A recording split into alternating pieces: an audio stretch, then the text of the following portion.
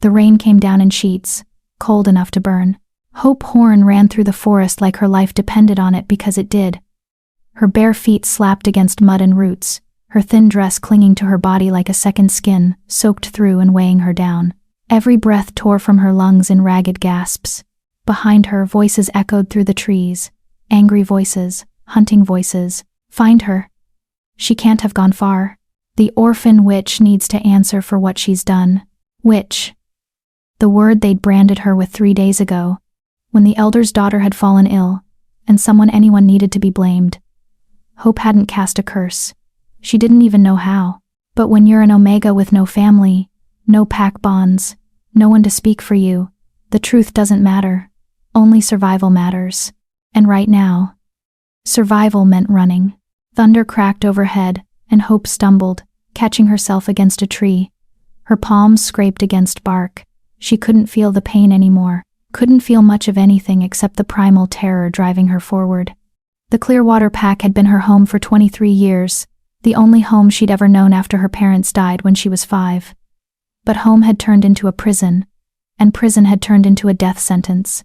She pushed off the tree and kept running. That's when she heard them. Small sounds. Whimpering sounds. Hope's feet slowed despite every instinct screaming at her to keep moving. She turned her head, rainwater streaming down her face, and saw them huddled beneath a fallen log, 3 wolf pups, no more than a few weeks old, their fur matted and muddy, their eyes wide with fear. No. No. No. No. She didn't have time for this, but one of them, the smallest, a little female with a white patch on her chest, crawled forward and let out the most pitiful sound Hope had ever heard. A sound that said, "Please don't leave us." Hope's heart cracked clean in half. "Damn it," she whispered, and dropped to her knees beside them. The pups were freezing, shivering so hard their tiny bodies shook. Where was their mother? Hope cast her gaze around the dark forest but saw nothing. No adult wolf. No den nearby. Just 3 babies who would die out here if someone didn't help them. Someone like her, someone who had no business stopping, no time to waste, no chance of survival if she delayed even a moment longer. The voices were getting closer. Hope scooped up the pups, tucking them inside her dress against her chest.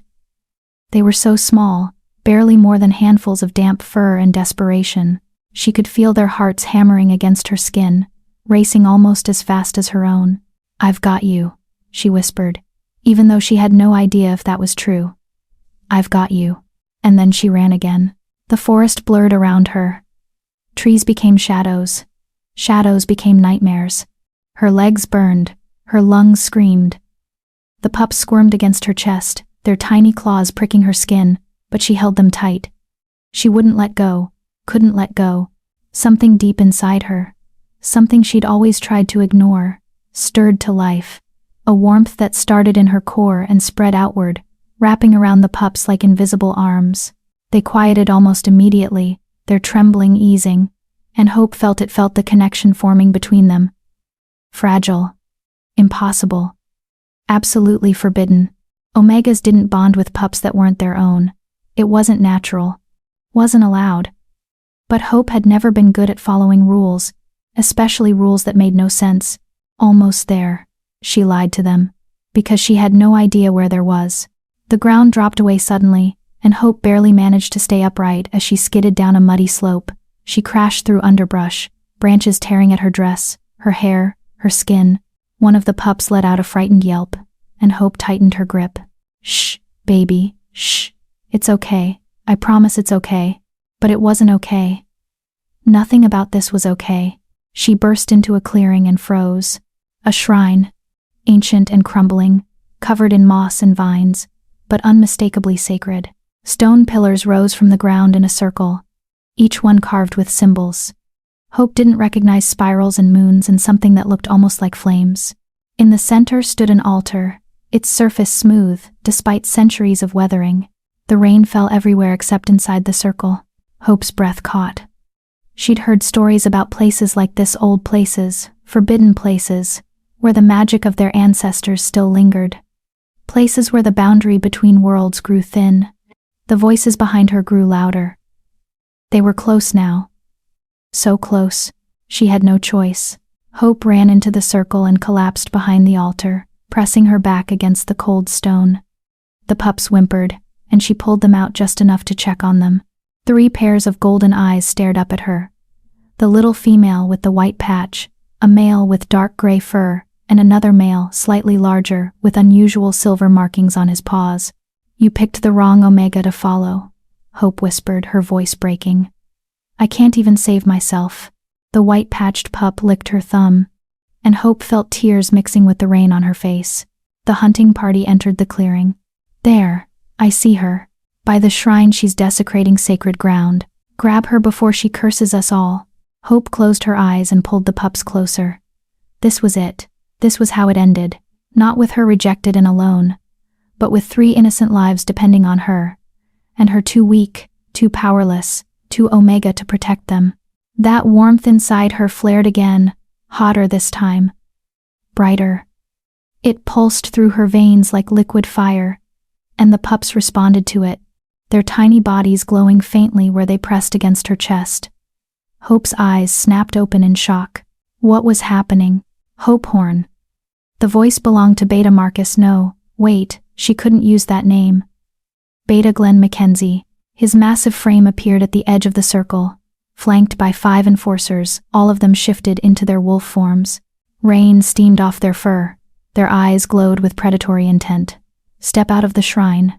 You've committed crimes against the pack. You will face judgment."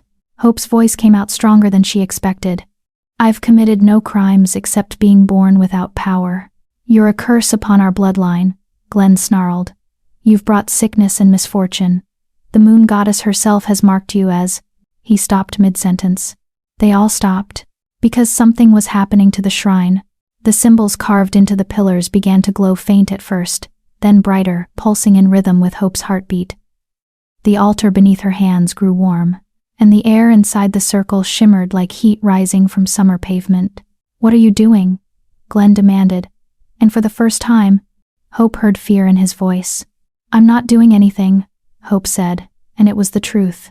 She had no idea what was happening. The warmth inside her was spreading, connecting not just to the pups but to the shrine itself, to the very ground beneath her, to something ancient and vast and so much bigger than her. The largest pup, the one with silver on his paws, lifted his head and howled. It was a tiny sound, barely more than a squeak, but it echoed through the clearing like thunder, and then the world answered. The pillars erupted with light, silver and gold, and something that looked like moonlight made solid. The enforcers yelped and scrambled backward. Glenn shifted back to human form, his face pale with shock. "Impossible," he breathed. "The Shrine of First Mothers hasn't responded to anyone in 200 years. Hope stared at the light surrounding her, at the pups glowing against her chest, at the ancient magic she'd somehow awakened. Her mind couldn't process it. This didn't happen to Omegas. This didn't happen to anyone. "What is she?" one of the enforcers whispered. But before anyone could answer, a new presence entered the clearing. The air itself seemed to shift, bending around a power so absolute that Hope felt it in her bones. The enforcers immediately dropped to their knees, even in wolf form, their heads bowed in submission. Glenn fell to one knee, his eyes on the ground. A figure emerged from the tree line, tall, broad-shouldered, moving with the fluid grace of a born predator. He wore black despite the rain, and his dark hair fell across his face in wet strands. But it was his eyes that stopped Hope's heart, pale gray, almost silver, and fixed directly on her with an intensity that made her forget how to breathe. Alpha King Isaac Bowman, ruler of the Northern Territories, the most powerful werewolf in 500 miles, and he was staring at Hope like she'd just rewritten everything he thought he knew about the world. "Everyone out," he said quietly. His voice was deep, controlled, but it carried absolute authority. "Now, Your Majesty, this Omega has," Glenn started. "I said now." Isaac's gaze never left Hope. "And if I find out any of you laid a hand on her, you'll answer to me personally." The clearing emptied in seconds. And then it was just Hope, 3 orphaned pups, an awakened shrine, and the Alpha King who was now walking straight toward her through the rain that refused to touch the sacred ground. Hope clutched the pups tighter, her heart hammering. She should run. Should shift. Except she couldn't. Her wolf had never been strong enough.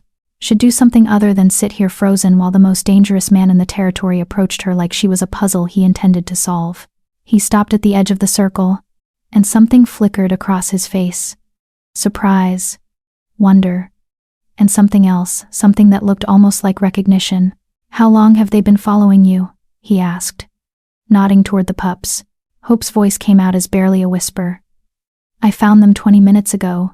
They were alone, abandoned." "No." Isaac shook his head slowly, his eyes moving between her and the pups. "They found you. There's a difference." He stepped into the circle. The shrine's light intensified, and Hope gasped as that warmth inside her surged again, reaching out toward him like it recognized something it had been searching for. Isaac felt it too. She could see it in the way his eyes widened, the way his breath caught. "What are you?" he asked, echoing the enforcer's earlier question. Hope lifted her chin despite her fear. "An Omega who's had a very bad week." The corner of his mouth twitched. It wasn't quite a smile, but it was close. Then he knelt in front of her, the Alpha King knelt in the mud, before a powerless Omega, and reached out slowly, giving her time to pull away. When she didn't, his fingers brushed against the white-patched pup's head. The little female leaned into his touch immediately, and the shrine pulsed with approval. Isaac's eyes snapped to Hope's. "These aren't just orphaned pups," he said softly, his voice filled with something Hope couldn't identify. Awe, maybe, or fear. "Do you know what bloodline carries silver markings on their paws?" Hope shook her head.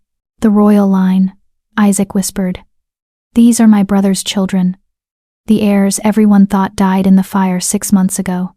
The world tilted sideways. "I don't understand," Hope breathed. "Neither do I." Isaac looked at her like she was a miracle he hadn't known to pray for, but somehow, against every law of nature and magic, you bonded with the lost heirs of the Northern Territories, and you activated a shrine that's been dormant since before my grandfather was born. He paused, and when he spoke again, his voice was rough with emotion. "What's your name?" "Hope." "Hope, Horn. Hope." He said it like he was tasting the word, testing its weight. The prophecy spoke of hope, of an Omega who would bridge the broken bond between the royal bloodline and the ancient magic. "We thought it was just a story." "What prophecy?" Hope demanded, because nothing about this made sense, and she was tired of being confused. Isaac's hand moved from the pup to her face, his thumb brushing across her rain-soaked cheek. The touch sent electricity through her entire body, and Hope saw his pupils dilate in response. "The one that says you're supposed to save us all," he murmured. "And apparently you've already started." Chapter 2. Shelter in the Storm. The rain had stopped, but Hope was still shaking. She sat inside Isaac's tent, a massive structure that had appeared in the clearing within minutes of his arrival, erected by wolves who moved with military precision and didn't ask questions. Canvas walls surrounded her, thick enough to muffle sound but thin enough that she could hear the camp being established outside. Voices, footsteps, the crackle of fires being lit despite the damp wood. And through it all, 3 small heartbeats pressed against her chest, steady and trusting in a way that made Hope want to cry. The pups had fallen asleep tucked inside the dry shirt Isaac had given her, his shirt, which smelled like pine and something darker, something that made her wolf stir for the first time in years. Hope looked down at them, at their tiny sleeping faces, and felt that impossible bond humming between them like a living thing. Silver markings. Royal bloodline. Lost heirs. She still couldn't process it. The tent flap opened, and Isaac stepped inside carrying a tray. Steam rose from a bowl of soup, and the smell made Hope's stomach clench with hunger so violent it hurt. When had she last eaten? Yesterday morning? The day before? "You need to eat," Isaac said. And it wasn't a suggestion. He set the tray on the small table beside her and pulled up a chair, his movements careful, controlled, like he was approaching a wild animal that might bolt at any moment. He wasn't wrong. Hope eyed the soup but didn't move. "Why are you helping me?" "Why wouldn't I?" "Because I'm nobody." The words came out bitter. "An Omega with no pack, no family, no power. Your enforcers were hunting me 10 minutes ago. For all you know, they were right about me." Isaac leaned back in his chair, studying her with those unsettling silver eyes. In the lamplight, she could see him properly now, the sharp angles of his face, the scar that cut through his left eyebrow, the way his jaw tightened when he was thinking. He was beautiful in the way dangerous things were beautiful. The way storms were beautiful right before they destroyed everything in their path. Were they right? He asked quietly. No. Hope met his gaze, refusing to look away even though everything in her screamed to submit, to lower her eyes, to remember her place. I didn't curse anyone. I don't have that kind of power. I don't have any power. And yet you activated the Shrine of First Mothers. Isaac's voice was soft, but there was steel underneath. You bonded with royal heirs. You're glowing right now, did you know that? Hope looked down at herself. He was right. A faint silver shimmer clung to her skin, pulsing in rhythm with the pup's breathing. She touched her arm, and the light brightened at the contact, then faded again. I don't understand what's happening to me, she whispered. Neither do I. Isaac leaned forward, his elbows on his knees, close enough that Hope could feel the heat radiating from his body. But I know what I saw. I know those pups chose you. And I know the shrine recognized something in you that it hasn't recognized in anyone for 2 centuries. That doesn't make sense.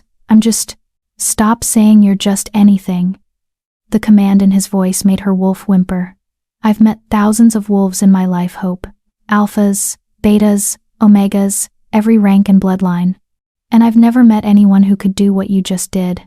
Hope's throat tightened. She wanted to believe him.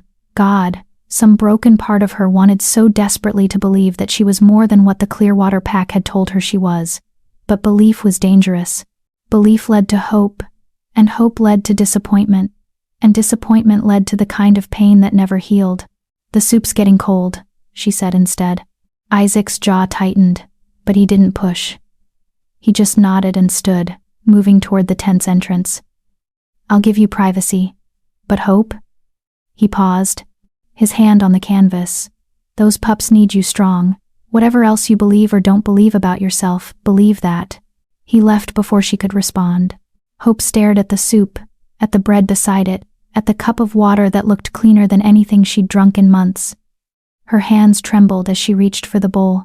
The first spoonful hit her tongue, and she nearly sobbed at how good it tasted. Rich, warm, real food, not the scraps she'd been living on. She ate like she was starving because she was, and the whole time, the pups slept on, their tiny bodies warm against her skin. When the bowl was empty, Hope finally let herself think about everything that had happened. About Glenn and the hunting party, about the shrine and the light, and the way Isaac had looked at her like she mattered, like she was important. No one had looked at her like that in 18 years. Who were your parents? She whispered to the sleeping pups. And why did you come to me? The white-patched female stirred, making small dream sounds, and Hope stroked her head gently. The bond between them pulsed stronger, and with it came flashes of emotion, fear, loss, cold, and then warmth, safety, home. They'd been searching for home, and somehow, they'd decided she was it. Tears slipped down Hope's cheeks before she could stop them. She'd been searching for the same thing her whole life. Maybe that's why they'd found each other. Maybe broken things were drawn together, called to each other, across impossible distances, by the simple need to not be alone anymore. The tent flap opened again, and Hope quickly wiped her face. But it wasn't Isaac who entered, it was a woman, small and fierce-looking, with dark hair braided tight against her skull and eyes that assessed everything in a single glance. I'm Carrie, she said, not bothering with titles or formalities. The Alpha King asked me to bring you proper clothes and check on the pups. She held up a bundle of fabric. I'm also the pack healer, so if you're injured, now's the time to speak up. Hope blinked. I'm fine. You're covered in cuts and bruises. You've been running through a forest in a storm, and you're holding 3 newborn royal heirs like they're made of glass. Carrie set the clothes down and crossed her arms. Try again. Despite everything, Hope almost smiled. I'm functional. Better. Carrie moved closer, her eyes on the pups. May I? Hope's arms tightened instinctively, but she forced herself to relax. Carrie knelt and gently examined each pup, checking their breathing, their heartbeat, their tiny paws and ears. The pups didn't wake, didn't even stir, and Carrie's eyebrows rose. They trust you completely, she said quietly. That shouldn't be possible. Royal heirs are born with their wolves closer to the surface. They're suspicious of everyone except family, but they're sleeping like you've known them their whole lives. Is that bad? I don't know.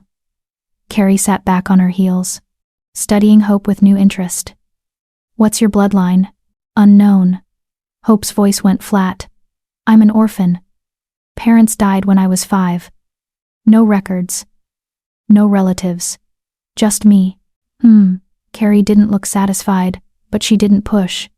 Well, whoever you are, you've got the Alpha King more rattled than I've seen him in years. And that's saying something. Hope's pulse quickened. Why is he here? In these territories, I mean. Kings don't usually patrol border packs. He's been searching.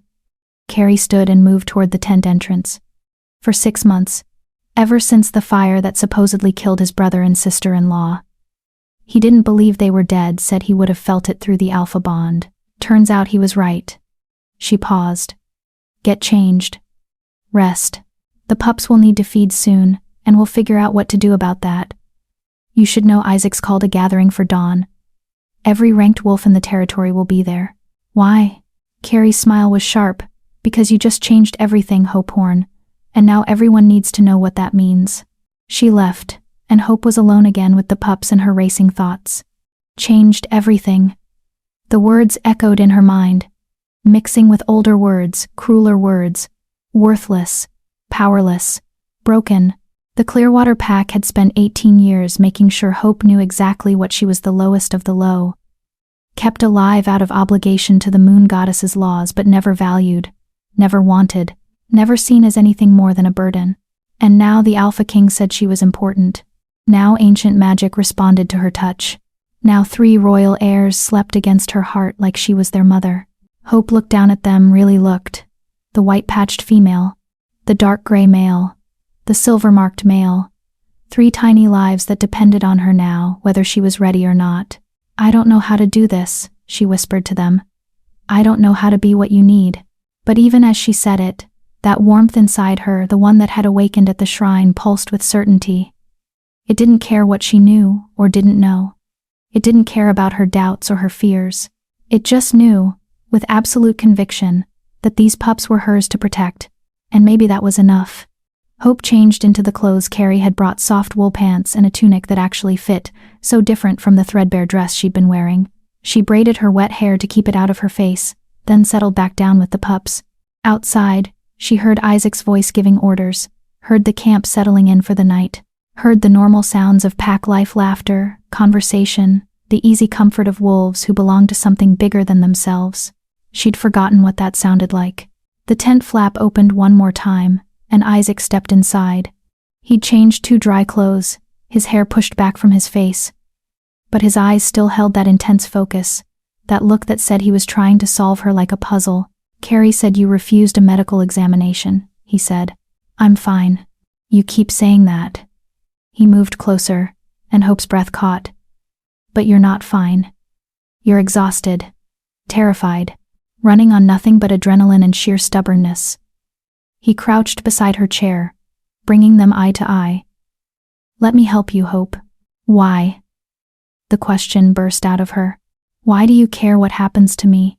Isaac was quiet for a long moment. Then he reached out slowly, so slowly, and brushed a strand of hair from her face.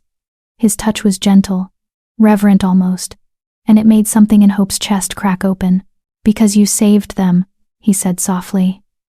Because you could have kept running, could have left them to die, could have chosen your own survival. But you didn't. You stopped. You protected them, and you did it without hesitation, without question, even though it put you in more danger. His thumb traced the line of her jaw, and Hope forgot how to breathe. That tells me everything I need to know about who you are. I'm nobody, Hope whispered. But the words had lost their conviction. No. Isaac's voice dropped lower, rougher. You're the woman who bonded with my nephews and niece. You're the woman the shrine chose. And whether you believe it yet or not, you're the woman who's about to turn my entire world upside down. His hand was still on her face. His eyes were still locked on hers, and the space between them felt charged with something Hope had no name for something that made her skin tingle and her wolf whine with longing. "I don't know how to be what you need," she said, echoing what she'd told the pups. "Then we'll figure it out together." Isaac's smile was small, tired, but genuine. "I'm not asking you to be anything other than what you already are. Just trust me enough to let me keep you safe. Can you do that?" Hope thought about the shrine and the prophecy and the way her entire life had changed in the span of an hour. She thought about Glenn and the hunting party and everything she was running from. And she thought about 3 small heartbeats against her chest, and the man kneeling before her who looked at her like she mattered. "I'll try," she whispered. "That's all I'm asking." Isaac stood and moved toward the tent entrance again, but this time Hope called after him. "Isaac?" He turned, and something flickered across his face when she used his name. Something warm. "Thank you," Hope said, "for stopping them, for helping us." His smile widened just a fraction. "Thank you for keeping them alive long enough for me to find them. Get some rest, Hope. Tomorrow's going to be complicated." He left, and Hope was alone with the pups and the quiet and the terrifying, wonderful possibility that maybe, just maybe, she wasn't as powerless as she'd always believed. Outside, the camp settled into silence. Inside, Hope held 3 sleeping pups and let herself believe, just for a moment, that she might actually survive this, that she might actually belong. Chapter 3. Standing before judgment. Dawn came too soon. Hope woke to the sound of the pups whimpering, their tiny bodies squirming against her chest with increasing urgency.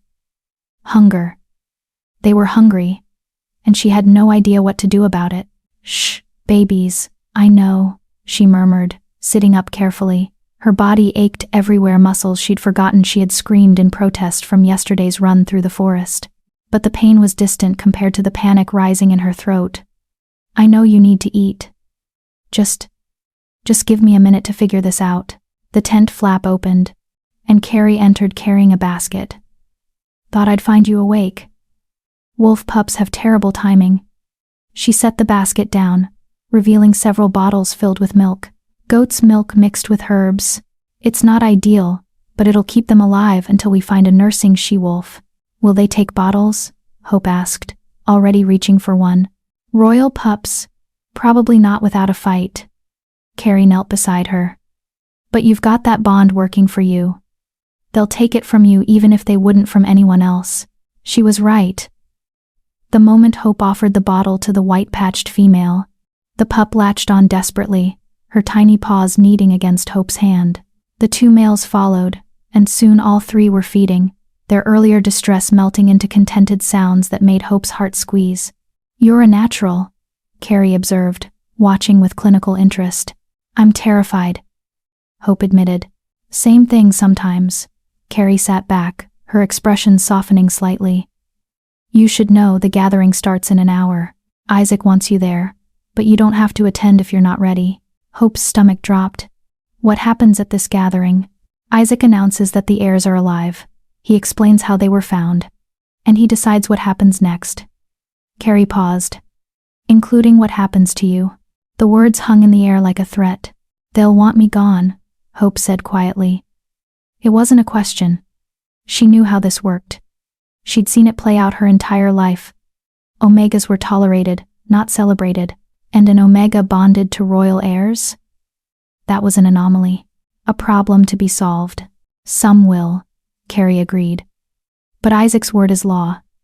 If he says you stay, you stay. And if he decides I'm too dangerous?" Hope looked down at the pups, her voice breaking. "If he takes them from me?" Carrie's silence was answer enough. Hope finished feeding the pups, her hands trembling slightly as she burped each one. They were so small, so helpless. The bond between them hummed with contentment now, their bellies full, their need for her absolute. How could she survive having them ripped away? How could they survive it? "I need to see Isaac," Hope said suddenly. "Before the gathering." Carrie studied her for a moment, then nodded. "I'll take you to him." "But Hope? Whatever you're planning to say, make it count. Isaac's under a lot of pressure right now. The council's been pushing him to remarry. To secure the bloodline. Finding the heirs changes that calculation, but it also complicates everything." She stood. "Just be careful." Kings are more dangerous than alphas. Even the kind ones. 20 minutes later, Hope stood outside Isaac's tent, with the pups bundled against her chest in a sling Carrie had provided. Her heart hammered so hard she was sure everyone in camp could hear it.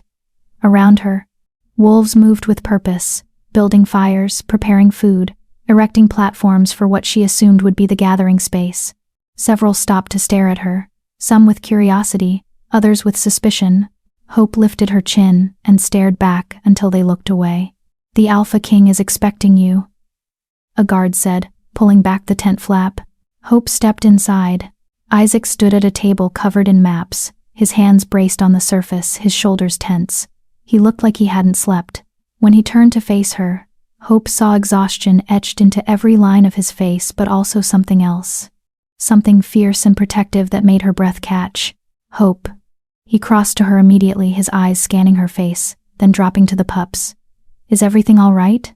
"I need to ask you something," Hope said, forcing herself to meet his gaze. "And I need you to be honest with me."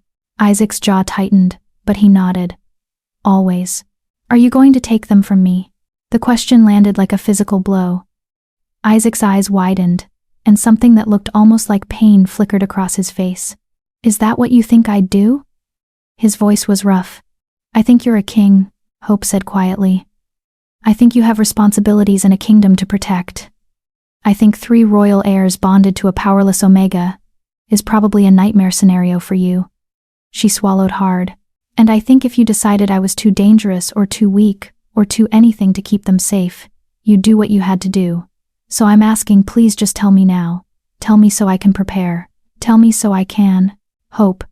Isaac closed the distance between them, his hands coming up to frame her face. The touch stole her words. "I am not taking them from you. Not today, not ever. Do you understand me?" "But, no." His thumbs brushed across her cheekbones, and Hope felt tears she hadn't known were building spill over. "Listen to me. I've spent 6 months searching for them. 6 months believing my brother's entire bloodline was gone. And then you appeared, you. This impossible woman who bonded with them, who activated ancient magic, who protected them when no one else even knew they needed protecting." His voice dropped lower, more intense. "You didn't just find them, Hope. You saved them. And I don't care what the council says, or what traditions dictate, or what anyone thinks should happen.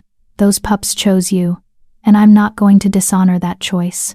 Hope couldn't breathe, couldn't think, could only feel the weight of his words settling into her chest like stones, heavy, permanent, real. "What if I'm not strong enough?" she whispered. "What if something happens to them because of me? Then we'll face it together."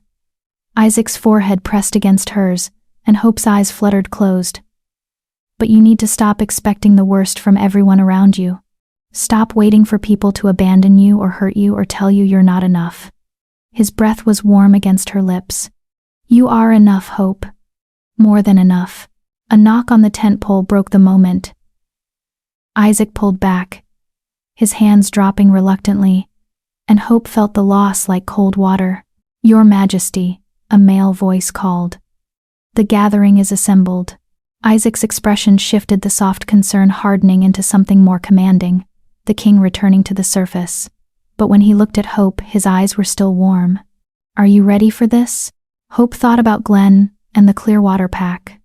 Thought about 18 years of being invisible, of being nothing. Thought about the pups sleeping against her chest and the bond humming between them, and the way Isaac had just looked at her like she hung the moon. "No," she admitted, "but I'll do it anyway." Isaac's smile was brief but genuine. "That's my girl." The words shouldn't have affected her. She wasn't his girl, wasn't his anything. But her wolf preened at the claim, and Hope had to fight not to react. They walked to the gathering together, Isaac slightly ahead, Hope at his right side, guards flanking them. The camp had transformed. Hundreds of wolves filled the clearing, seated in concentric circles around a raised platform. The morning sun cut through the trees in golden shafts, making everything look almost sacred. Conversations died as they approached. Every eye turned to them.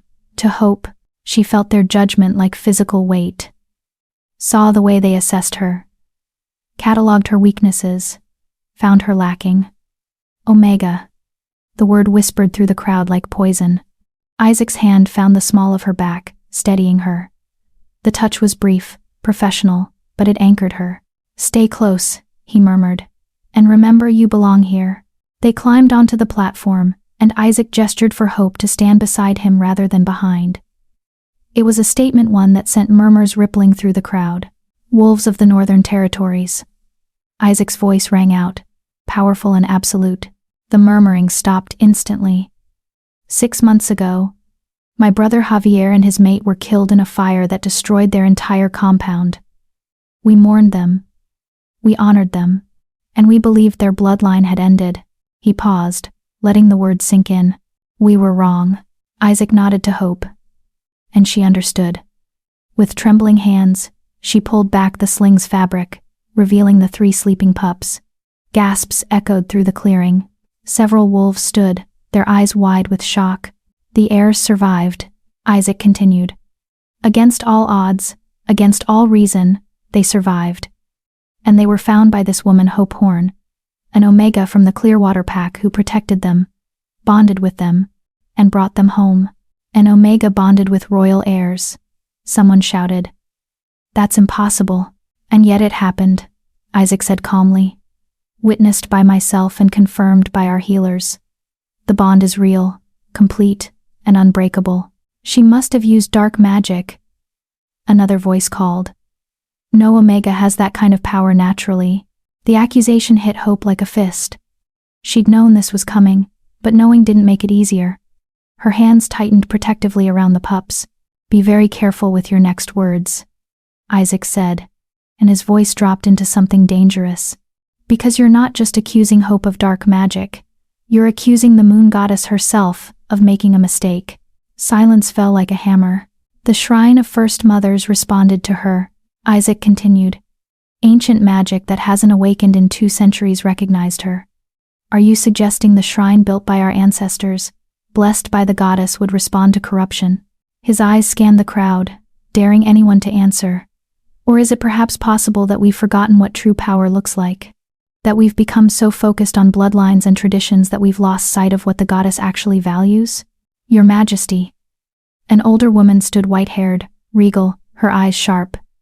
"I am Elder Willa Roberts of the Western Council. No one here doubts the goddess's wisdom, but surely you can see the complications of this situation.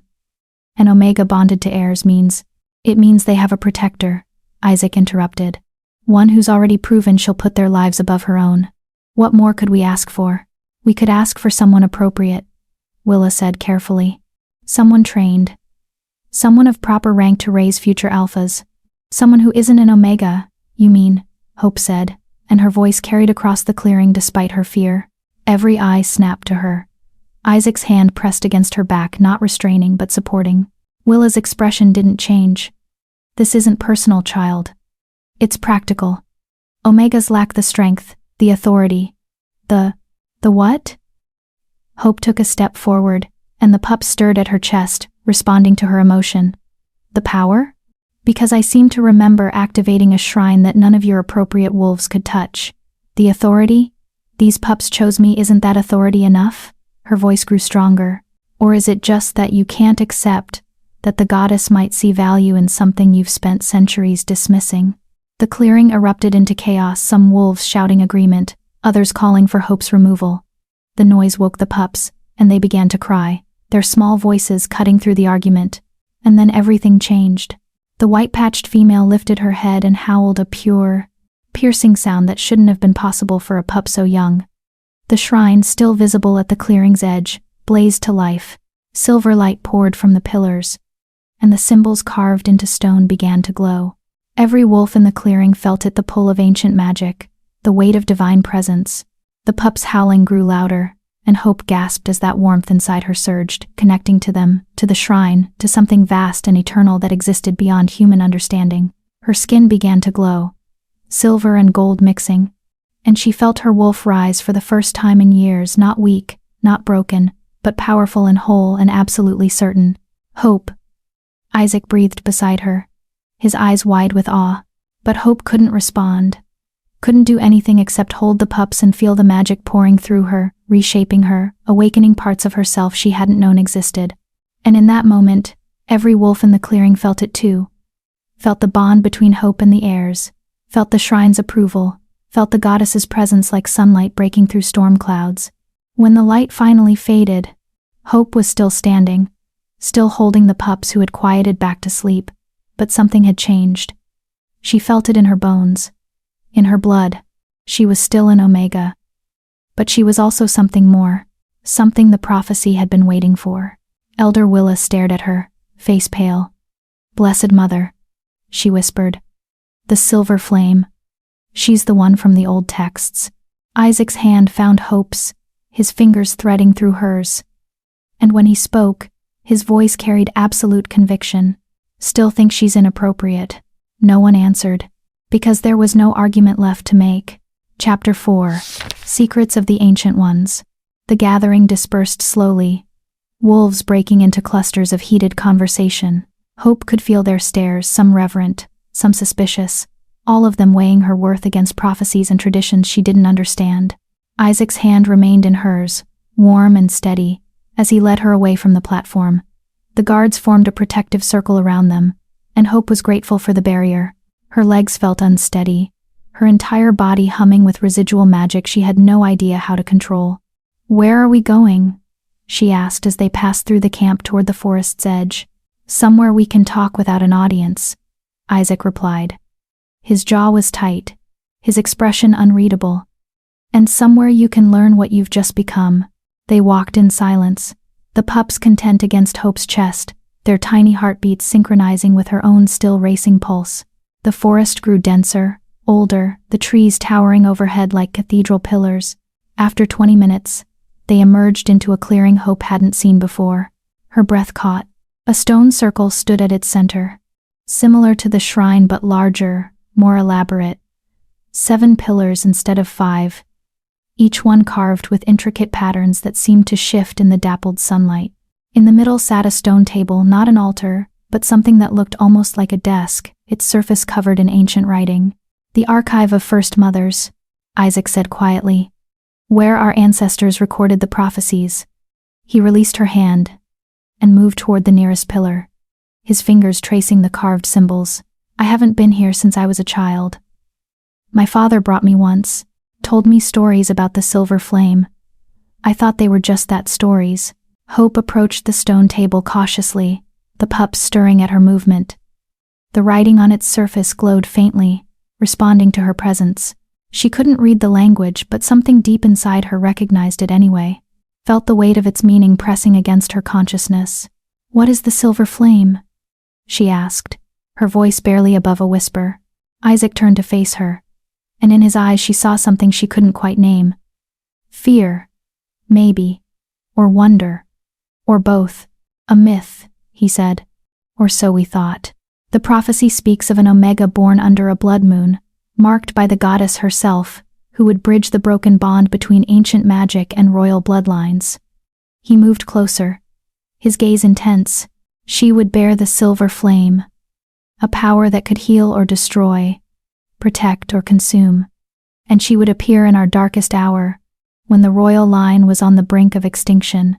Hope's stomach dropped. "The fire that killed your brother and his mate, 6 months ago." Isaac's voice roughened. "The same week you would have turned 23. The same week the blood moon rose over the northern territories." The pieces clicked into place, and Hope's knees went weak. Isaac caught her immediately, his arms coming around her, careful not to crush the pups between them. "I was born during a blood moon," Hope whispered against his chest. "The Clearwater Pack's elder told me once, when I was young. She said it was a bad omen, that my parents had died because I'd brought a curse upon them. They lied to you." Isaac's voice was fierce, or they didn't understand. "The blood moon isn't a curse, it's a marking. The goddess's way of identifying her chosen vessels." "Chosen for what?" Hope pulled back to look at him, tears burning her eyes. "I don't want this. I didn't ask for any of this. I just wanted to survive, to find somewhere I belonged. And you did." Isaac's hands cupped her face, his thumbs wiping away the tears that had started to fall. "You found them. 3 pups who needed you as desperately as you needed them. Don't you see, Hope? This isn't punishment. It's purpose." The white-patched pup chose that moment to wake, her golden eyes blinking open. She looked up at Hope and made a small, contented sound, then nuzzled against her chest and fell back asleep. The simple trust of it shattered something in Hope's chest. "Tell me about their parents," she said quietly. "Tell me about Javier and his mate." Isaac's expression darkened, grief etching lines around his eyes. He stepped back, running a hand through his hair, and for a moment he looked less like a king and more like a man carrying impossible weight. "Javier was my younger brother by 3 years, he began, his voice thick with emotion. "Everything. I'm not warm, easy with people, always laughing. He found his true mate when he was 25. Amalia." His voice caught. Amalia. Lamb. She was an artist. Incredibly gifted. She painted murals on the walls of their compound, these beautiful, intricate scenes from our history. The pups would have grown up surrounded by their legacy, learning who they were through her art. Hope listened, her heart aching for these people she'd never known, for the family these pups had lost. "They were good leaders," Isaac continued. "Fair. Loved by their pack. When Amalia got pregnant, it was like the entire territory celebrated. Triplets are rare among wolves, powerful. We thought it meant our bloodline was being blessed." His laugh was bitter. "Turned out it made them a target." "What do you mean?" Isaac moved to one of the pillars, leaning against it like he needed the support. "The fire wasn't an accident. We found evidence afterward, accelerants, signs of forced entry. Someone wanted them dead. All of them. We assumed they'd succeeded."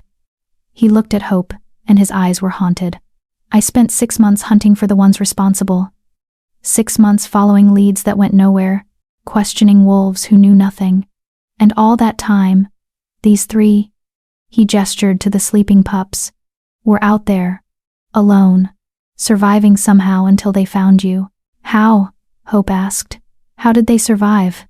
They're too young to have been away from their mother for 6 months. That's what I can't figure out." Isaac pushed off the pillar and moved to the stone table, his fingers trailing over the glowing script. "Unless..." He stopped, his entire body going still. "Unless what?" "Unless the prophecy protected them." Isaac's eyes snapped to hers. "The silver flame isn't just about you, Hope. It's about what you're connected to. The old texts say that the flame bearer would be drawn to those she was meant to protect, that the goddess herself would preserve them until the connection could be made." He shook his head, wonder coloring his voice. "What if these pups survived because you existed? Because somewhere out there, you were waiting for them, and the universe bent itself to make sure you found each other?" The idea was too big, too impossible, but Hope felt its truth resonating through the bond she shared with the pups, through the silver light still flickering at the edges of her vision. "If that's true," she said slowly, "then whoever killed Javier and Amalia will come for you next." Isaac's expression hardened into something dangerous. "Which is why you're staying with me, under my protection. No arguments." Hope should have protested, should have insisted she could take care of herself. But she'd learned the hard way that pride was a luxury she couldn't afford. "Okay," she agreed quietly.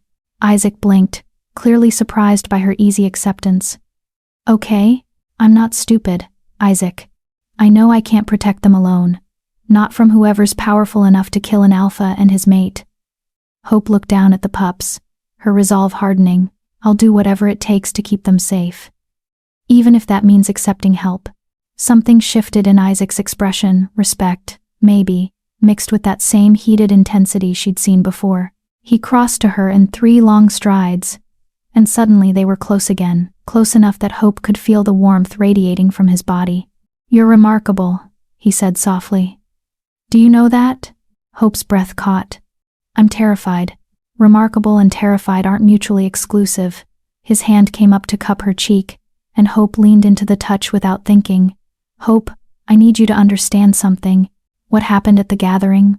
What's happening right now? This is bigger than just keeping the pups safe. You've awakened something that's been dormant for centuries. There will be wolves who fear that, who fear you. Like Elder Willa. Like half the council," Isaac confirmed grimly. "They've spent generations building power structures based on tradition and bloodlines. And you've just proven that the goddess values something else entirely. That threatens everything they believe. So what do we do?" Isaac's smile was sharp. We make them understand that the goddess's will isn't a suggestion. His thumb brushed across her lower lip, and Hope's entire body went hot, and we figure out what the silver flame actually means, what you're capable of. Because Hope, what you did at the gathering, that was just the beginning. The air between them felt charged, electric.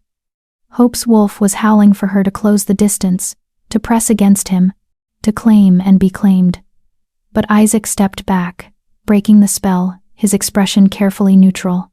"You should rest," he said, his voice rougher than before. "Tonight, we'll start your training. If you're going to protect these pups, you need to know how to use your power." "Training with who?" Isaac's smile turned wicked. "Me." They returned to camp as the sun reached its peak. The atmosphere had shifted. Wolves who had stared with suspicion now ducked their heads in respect as Hope passed. Some even pressed their fists to their hearts, an acknowledgement of rank she didn't understand. Carrie was waiting at Hope's tent with food and supplies. "You caused quite a stir," she said dryly. "Half the camp thinks you're the goddess incarnate. The other half thinks you're a very convincing fraud. What do you think?" Hope asked.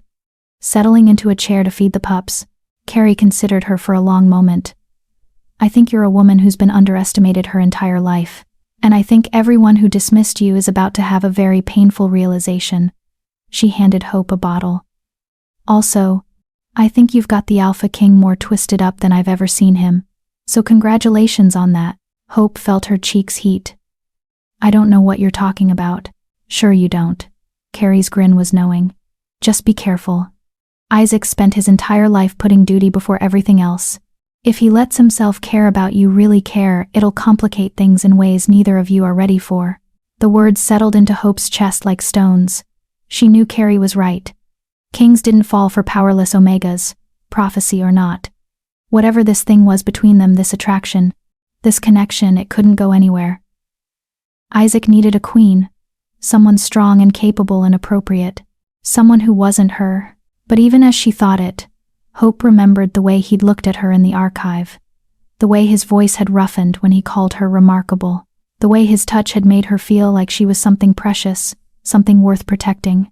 Maybe Carrie was wrong, or maybe Hope was setting herself up for the worst heartbreak of her life. The pups finished eating and fell asleep in her arms, their tiny bodies warm and trusting. Hope stared down at them, at these 3 small lives that had changed everything, and made herself a promise. Whatever happened between her and Isaac, whatever complicated feelings were growing between them, none of it mattered as much as keeping these pups safe. She would learn to control her power, would face down councils and prophecies and ancient magic, would become whatever she needed to be, because they had chosen her.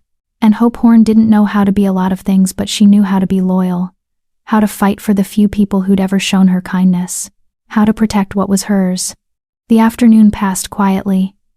Hope rested, fed the pups again, and tried not to think about the training session with Isaac that was coming.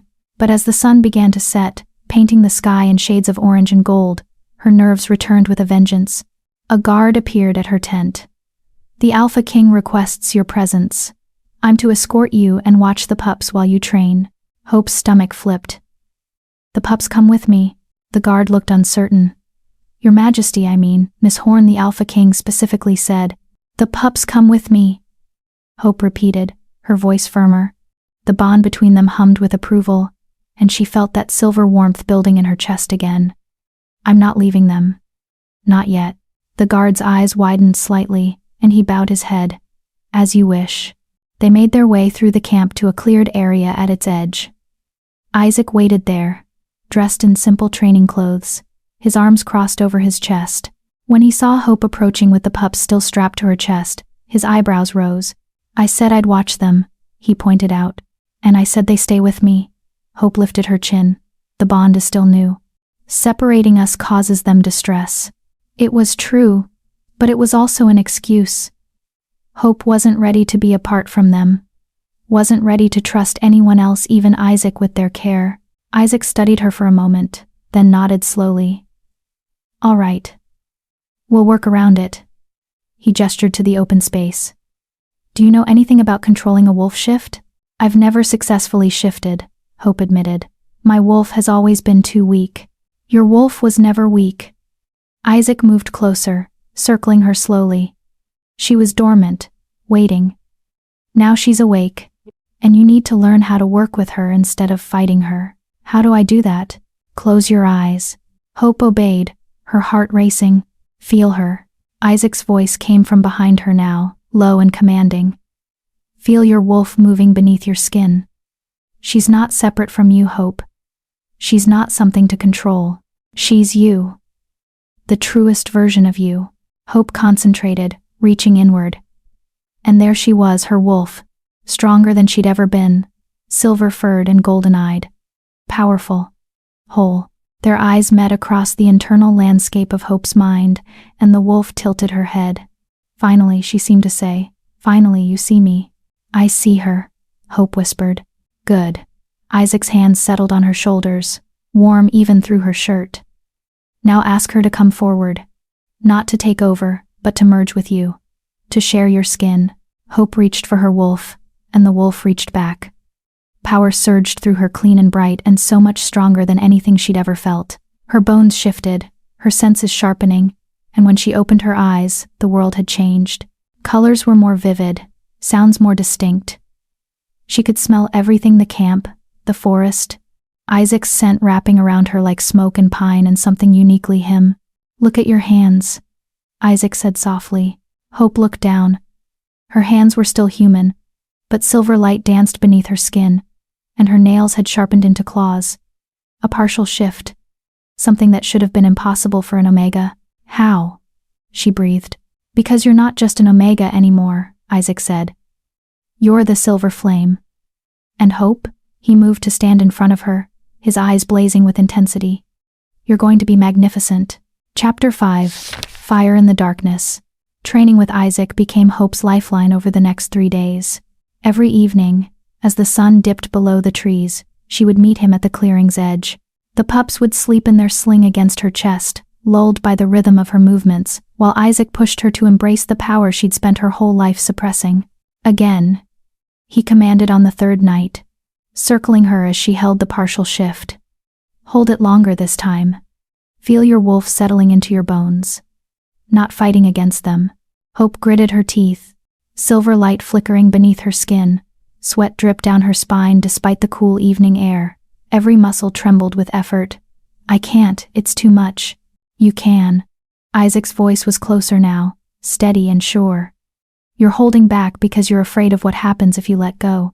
But Hope, your power isn't going to consume you. It's going to complete you. She wanted to believe him. But 23 years of being told she was too weak, too broken, too Omega didn't disappear in 3 days of training. The shift broke, and Hope stumbled. Isaac caught her before she hit the ground, his arms solid and warm around her waist. For a moment they stayed frozen, her back against his chest, his breath warm against her ear, both of them breathing hard. You held it for 2 minutes, Isaac said quietly. That's 40 seconds longer than yesterday. It's not enough. Hope's voice was rough with frustration. It's progress. His arms tightened briefly before he released her, stepping back to give her space. Hope, you're learning in days what takes most wolves years to master. Stop expecting perfection. She turned to face him, and in the dying light, she could see the exhaustion etched into his features. He'd been working non-stop training her, managing the camp, dealing with the council's constant challenges to her position. When did he sleep? When did he rest? You should take a break, Hope said impulsively. You look careful. Isaac's smile was tired but genuine. Telling a king he looks terrible is generally considered poor form. I was going to say tired. Hope moved closer, drawn by something she couldn't name. Isaac, you're pushing yourself too hard. When was the last time you actually slept? When was the last time you did? Fair point. The pups woke every few hours needing food or comfort, and even when they slept, Hope's mind raced with everything she'd learned, everything she still needed to learn. Sleep felt like a luxury she couldn't afford. We're quite a pair, she said softly. Yes. Isaac's eyes held hers, and something passed between them: understanding, connection, and that ever-present attraction that made Hope's skin feel too tight. We are. The moment stretched, loaded with everything they weren't saying. Hope's wolf whined, pushing her to close the distance, to touch him, to claim what her instincts insisted was hers. But before she could move, a horn sounded from the camp, sharp and urgent. Isaac's expression shifted instantly, all softness vanishing. That's the alert signal. Something's wrong. They ran. The camp was in controlled chaos when they arrived, wolves moving with military precision, forming defensive positions around the perimeter. Carrie intercepted them immediately, her face pale. "We've got company," she said tersely. Elder Willa and 6 council members just arrived unannounced. They're demanding an emergency tribunal. For what? Isaac's voice was deadly calm. For Hope. Carrie's eyes flicked to her apologetically. They're claiming she's manipulated you with dark magic. They want to test her blood, examine the pups, and if they find evidence of corruption. She didn't finish the sentence. She didn't have to. Hope's blood turned to ice. "They're going to try to take them. Over my dead body," Isaac growled. But even as he said it, Hope saw the calculation in his eyes. The council had power, ancient power, political power. If they united against him, even a king had limits. "Your Majesty." Elder Willa emerged from between the tents, flanked by council members. 6 wolves, all of them older, all of them radiating authority that came from centuries of bloodline and tradition. "We need to speak, now." "Then speak," Isaac said coldly. "I have nothing to hide." "But does she?" Willa's gaze fixed on Hope like a predator spotting wounded prey. 3 days ago, an unknown Omega activated ancient magic that hasn't responded in 200 years. 3 days ago, she bonded with royal heirs through means we don't understand. And 3 days ago, you, the Alpha King of the Northern Territories, declared her under your personal protection. She stepped closer. "Forgive me, Your Majesty, but this reeks of manipulation, of dark arts designed to ensnare both you and the heirs for purposes we cannot yet fathom." "That's insane," Hope said, finding her voice. "I didn't even know about any prophecy until Isaac told me. I didn't ask for this power." "Precisely." Another council member spoke, a man with iron gray hair and cold eyes. "You didn't ask for it." Which raises the question, who gave it to you? What entity or force is working through you? The pups woke at Hope's rising distress, beginning to whimper. She instinctively tightened her arms around them, and the bond pulsed protectively. Silver light flickered at her fingertips, responding to her fear. "See?" Willa pointed. "She can't even control it. This is exactly what we warned would happen if we allowed corruption near the royal bloodline. The only corruption here is your prejudice," Isaac said, his voice dropping into that dangerous register that made lesser wolves submit. "Hope has done nothing except protect those pups. She's trained, learned, grown stronger every day. If you can't see that, we see what we see, Your Majesty." Willa's tone was respectful but unyielding. "And what we see is a king compromised by an Omega of unknown origin who wields power she shouldn't possess. For the good of the territories, we must investigate. And if I refuse, then we'll have no choice but to call for a vote of no confidence." The words landed like a bomb. The council can override even a king's authority if 4 of the 7 seats agree that he's been compromised. "And Your Majesty?" Willa's smile was sharp. "We already have the votes." Hope watched Isaac's jaw clench, watched him weigh his options. He could fight them, could refuse and force a confrontation. But that would tear the territories apart, would create civil war when they needed unity. And it would paint Hope as the cause of that division. She couldn't let that happen. "I'll submit to your tests," Hope heard herself say. "Whatever you need to prove I'm not corrupted or manipulated or whatever else you think I am. I'll do it." "Hope," Isaac started, but she cut him off. "No." She looked at him, willing him to understand. "If this is what it takes to protect them, to keep the territories united, then I'll do it. I'm not afraid of your tests." She turned to face Willa directly. "Because I know what I am. And more importantly, I know what I'm not." Willa's expression remained neutral, but Hope caught the flash of surprise in her eyes.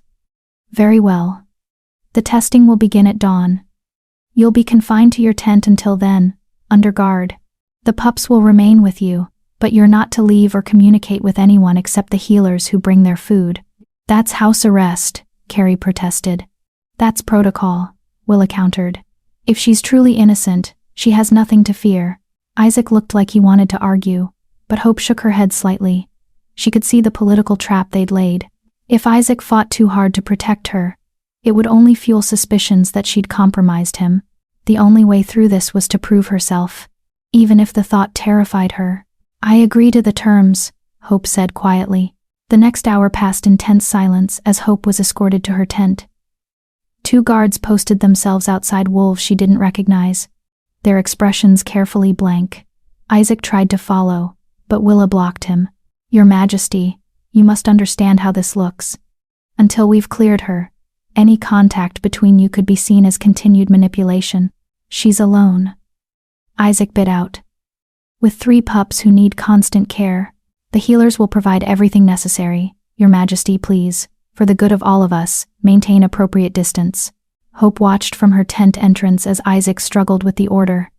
His eyes found hers across the space between them, and the anguish in them made her chest ache. "I'll be fine," she mouthed. He didn't look convinced. The tent flap closed, and Hope was alone with the pups and her spiraling thoughts. She fed them, changed them, sang soft songs her mother had taught her before she died. Songs Hope had almost forgotten until now. The pups settled against her chest, their warmth a comfort against the cold fear spreading through her veins. What if the tests proved something she didn't understand? What if there was dark magic involved and she'd been a pawn all along without knowing? What if— Stop. Her wolf's voice was firm in her mind. "You know who you are. Don't let them make you doubt." But doubt was easy when you'd spent your whole life being told you were nothing. Hours passed. The camp grew quiet, and Hope sat in the darkness, holding 3 sleeping pups and trying to remember how to breathe. A sound outside her tent made her tense. Not the guards, they'd been silent as statues. This was something else. Something wrong. The smell hit her a second later. Smoke. Hope's heart lurched. She moved to the tent entrance, pulling back the flap. Both guards lay on the ground, unconscious or dead. She couldn't tell which. And beyond them, flames were spreading through the camp, fast and deliberate and definitely not natural. "No," Hope whispered. "No, no, no."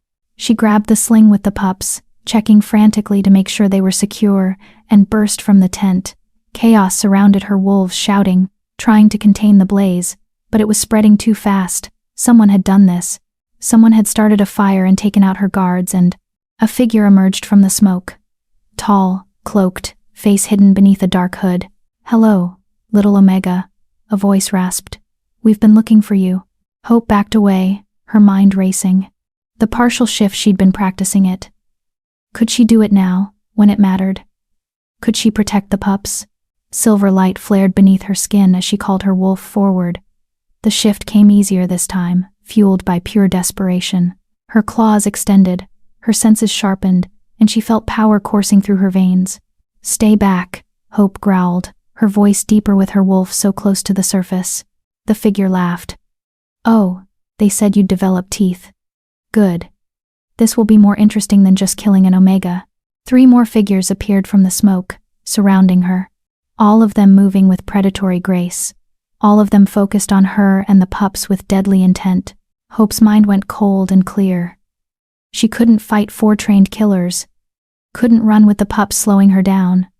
Couldn't— the shrine. It was maybe 100 yards through the forest. If she could reach it, if the ancient magic would respond again, she bolted. Behind her, the assassins gave chase. Hope ran like her life depended on it because it did. The pups bounced against her chest, fully awake now and crying, their fear feeding into hers through the bond. Trees blurred past. Branches tore at her clothes. And behind her, getting closer, she could hear them laughing. "You can't outrun us, little Omega. The pups die tonight, along with you." Hope's lungs burned. Her legs screamed. But the shrine was ahead. She could see it through the trees, the pillars glowing faintly in the darkness.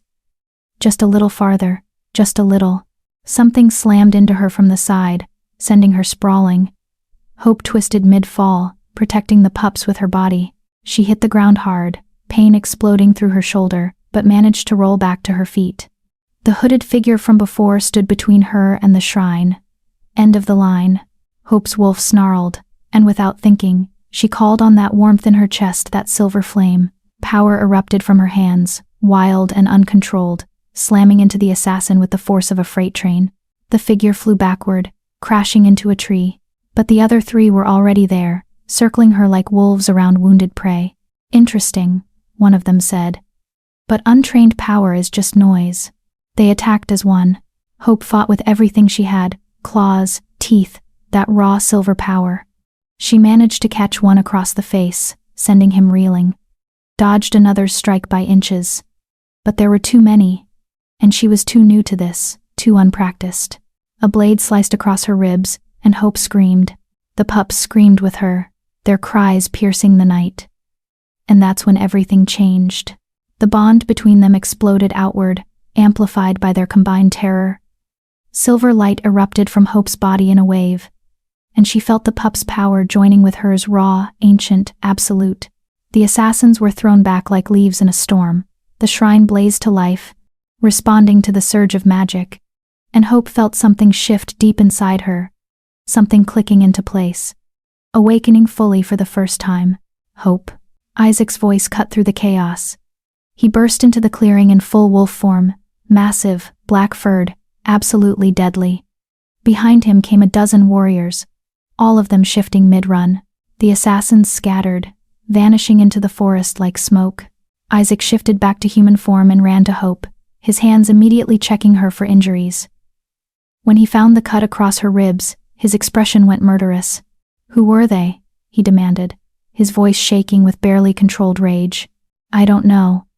Hope clutched the crying pups, trying to soothe them despite her own terror. "They came for us. They wanted to kill us." Isaac pulled her against his chest, careful of her injury, his arms coming around both her and the pups. "I've got you. You're safe now. I've got you." But even as he said it, both of them knew the truth. She wasn't safe. The pups weren't safe, because whoever wanted them dead had just proven they could strike anywhere, anytime. And next time, Hope might not be strong enough to stop them. Chapter 6. Hearts claiming hearts. Isaac carried her. Hope wanted to protest, wanted to insist she could walk on her own.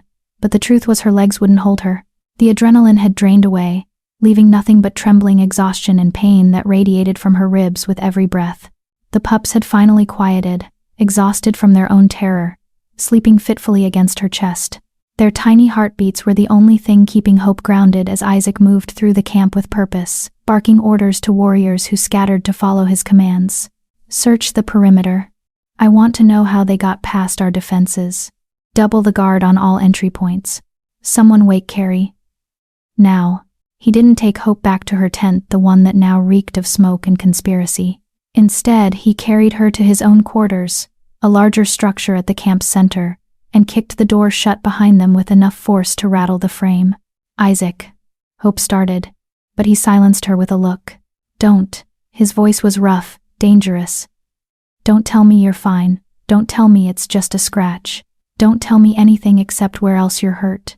Hope swallowed hard. She'd never seen him like this, barely controlled fury radiating from every line of his body. His hands shook slightly as he set her down on his bed, as he stepped back and ran both hands through his hair. "I should have been there," he said, his voice breaking. "I should have refused Willa's demands. Should have kept you with me. Then they would have attacked when you were close enough to be a target too." Hope shifted carefully, wincing at the movement. "Isaac, this isn't your fault. They would have found a way regardless. You could have died." He turned to face her, and the raw emotion in his eyes stole her breath. "You and the pups could have died. And I was on the other side of camp arguing with council members about protocol while assassins were hunting you." The tent flap opened, and Carrie rushed in, carrying a medical bag.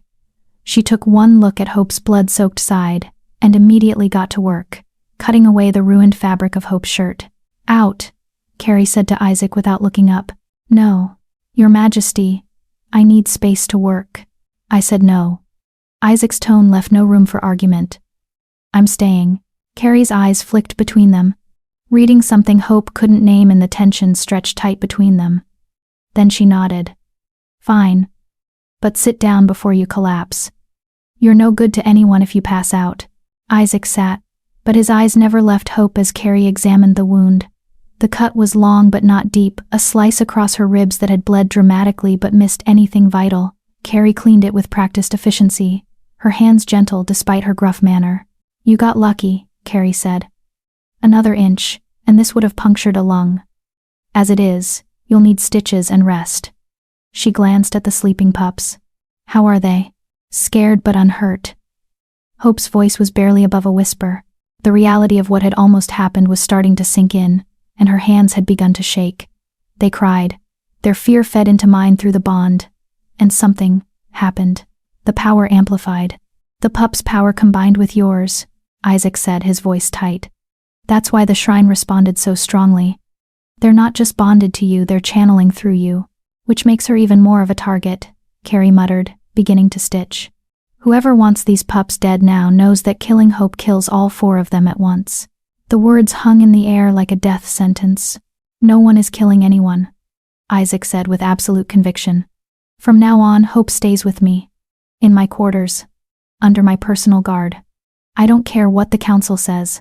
Isaac, the tribunal, is postponed until I'm satisfied with our security." His eyes blazed.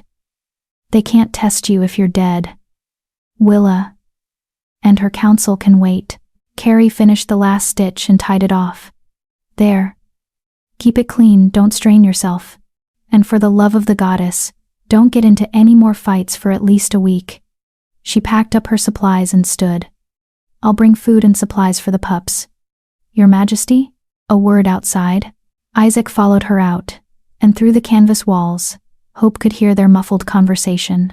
She couldn't make out the words, but the tone was clear, Carrie warning him about something, Isaac refusing to listen. Hope looked down at the pups, at their sleeping faces, and felt tears burning behind her eyes. They were so small, so innocent. They didn't deserve any of this, didn't deserve to be hunted, to be used as pawns in games they couldn't understand. "I'm sorry," she whispered to them. "I'm so sorry I can't give you the peace you deserve." The white-patched female stirred, her golden eyes blinking open. She looked up at Hope and made a small, contented sound, then nuzzled closer and fell back asleep. It was such a simple gesture of trust, and it shattered what little composure Hope had left. The tears came then silent, hot, unstoppable, for the parents these pups had lost, for the childhood Hope had never had, for the impossible situation they were all trapped in, for the fear that she wasn't strong enough, wasn't smart enough, wasn't enough, period. Isaac returned to find her crying, and something in his expression cracked open. Hope. He was beside her in an instant, pulling her carefully into his arms, mindful of her injury. "It's all right, you're safe now, I've got you." "I was so scared," Hope admitted against his chest. I thought they were going to kill us, that I wouldn't be fast enough or strong enough to stop them. But you were." Isaac's hand came up to cradle the back of her head, his fingers threading through her hair. "You fought 4 trained assassins and survived. You protected the pups without hesitation. Hope, do you understand how extraordinary that is? I got lucky." "No."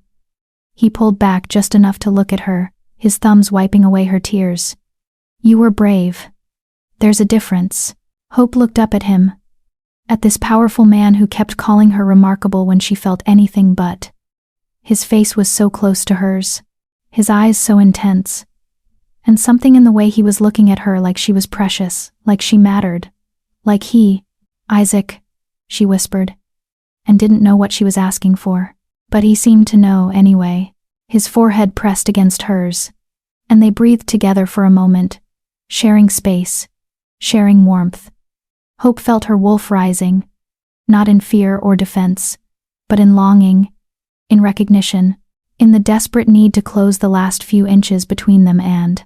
"I can't," Isaac said roughly, even as his hands tightened on her. "Hope, if I start this, if I let myself." He stopped, his jaw clenching.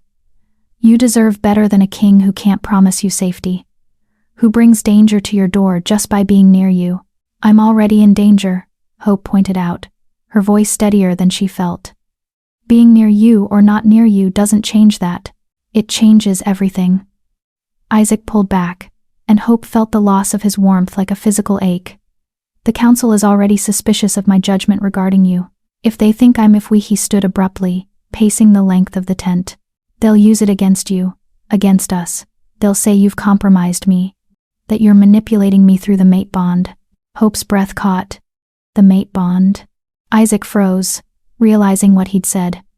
When he turned back to her, his expression was raw with emotion.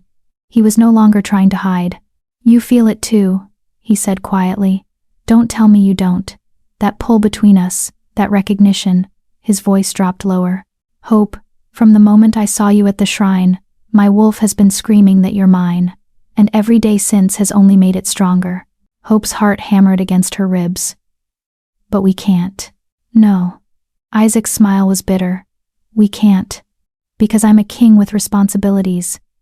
Because you're bonded to royal heirs who need you focused and safe. Because the council would tear you apart if they thought you were using a mate bond to influence me. He moved back to her, kneeling so they were eye level.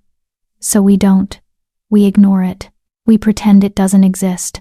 We do what's right instead of what we want. And what if I don't want to ignore it? The words tumbled out before Hope could stop them. What if I'm tired of doing what's right, when right means being alone? Isaac's eyes darkened with something that made Hope's entire body heat. Don't say things like that. Not when I'm already barely holding on. Then don't hold on. Hope reached for him, her hand cupping his cheek. Isaac, I've spent my entire life being told to know my place. To accept less. To be grateful for scraps. And maybe this thing between us is impossible. Maybe it'll cause problems we can't fix. But for once in my life, I want to choose something that's mine. I want to choose you. For a moment, Isaac looked tortured, torn between duty and desire, between what he was supposed to do and what he desperately wanted. Hope watched the war play out across his features, saw the exact moment he made his decision. Hope. A soft knock at the entrance interrupted him. Carrie's voice called through the canvas. Food for the pups. And you should both eat something too. The moment shattered. Isaac stood, running a hand over his face, and moved to accept the supplies from Carrie. When he returned, his expression had smoothed into something more neutral, more controlled. The king's mask firmly back in place. You should rest, he said, not quite meeting her eyes. I'll take the chair. The pups will need feeding in a few hours. Isaac, please, Hope. His voice was rough. Just rest. So she did, because what else could she do? She settled back against the pillows, the pups warm against her chest, and watched Isaac move around the tent with careful precision, setting up his makeshift bed, banking the fire, doing everything except look at her. But as Hope drifted toward sleep, exhausted and aching, and emotionally wrung out, she heard him whisper so softly she almost missed it. You're already mine. That's the problem. Hope woke to pale dawn light filtering through the tent, and Isaac's chair empty. Panic surged before she realized the pups were still safe against her chest, still breathing steadily, still whole. But Isaac was gone, and Hope felt his absence like a wound. A note sat on the table beside her, written in bold, decisive handwriting. Had to meet with the scouts about last night's attack. Carrie will bring breakfast. Don't leave the tent. I mean it. Hope stared at the note, at the careful distance in its tone, and felt something in her chest crack. Last night he'd admitted to feeling the mate bond. This morning he was back to giving orders and maintaining walls. Maybe he was right. Maybe this thing between them was too complicated, too dangerous. Maybe. The tent flap opened, and Carrie entered carrying a tray. Morning. How's the patient? Confused, Hope admitted. And sore. But alive. Those are all good signs. Carrie set down the tray porridge, fruit, bread, and tea that smelled like heaven. Eat. You need your strength for what's coming. The tribunal, among other things. Carrie sat across from her, her expression serious. Hope, I need to tell you something. Something Isaac doesn't know yet, because I only found out this morning. Hope's stomach dropped. What? The assassins last night? We found one of their cloaks in the forest. It bore a mark. Carrie pulled a piece of fabric from her pocket and laid it on the bed. This mark. Hope stared at the symbol, a twisted spiral surrounding a crescent moon. She didn't recognize it, but something about it made her skin crawl. What does it mean? It's the mark of the Shadow Court, Carrie said quietly. A group of wolves who rejected the goddess's laws centuries ago. They believe in a different kind of power, one that comes from blood sacrifice and dark rituals. We thought they'd been wiped out. She paused. Apparently we were wrong. Hope's hands tightened on the pups. Why would they want to kill these three? Because royal blood is powerful. Carrie's voice was grim. Especially the blood of triplets. If the Shadow Court is reforming, if they're gathering strength, sacrificing 3 royal heirs would give them more power than anything else. Power to challenge the goddess herself. The room spun. This was bigger than Hope had imagined. Bigger than territory, politics, or bloodline disputes. This was about the very foundations of their world. Does Isaac know? He will soon. I sent word. Carrie stood. But Hope, you need to understand something. The Shadow Court doesn't just want the pups dead. They want you dead too, because you're bonded to them. And that bond is the only thing preventing them from performing their ritual. As long as you're alive and connected to those pups, they can't use them. So, I'm not just their protector, Hope said slowly. I'm their shield. Exactly. Which means the Shadow Court will keep coming until either I'm dead, or they are. Carrie nodded grimly. Isaac's not going to like this. He's already barely holding it together after last night. When he finds out you're specifically being targeted, that you're the key to keeping the pups alive. She shook her head. Let's just say his self-control where you're concerned is hanging by a thread. Hope thought about last night. About the mate bond confession. About the way Isaac had looked at her like she was something precious and impossible all at once. What am I supposed to do? She asked quietly. Train harder. Get stronger. Learn to control that power. Carrie moved toward the exit, then paused. And Hope? When Isaac gets back and tries to lock you away in a protective bubble, fight him on it. He needs you strong and capable, not safe and useless. The pups need you that way too. She left. And Hope was alone with the pups. With her spiraling thoughts. And with the terrifying knowledge that she wasn't just protecting 3 small lives anymore. She was standing between ancient evil and the destruction of everything she'd come to care about. The pups woke hungry, and Hope fed them with shaking hands, singing those old songs to keep herself calm.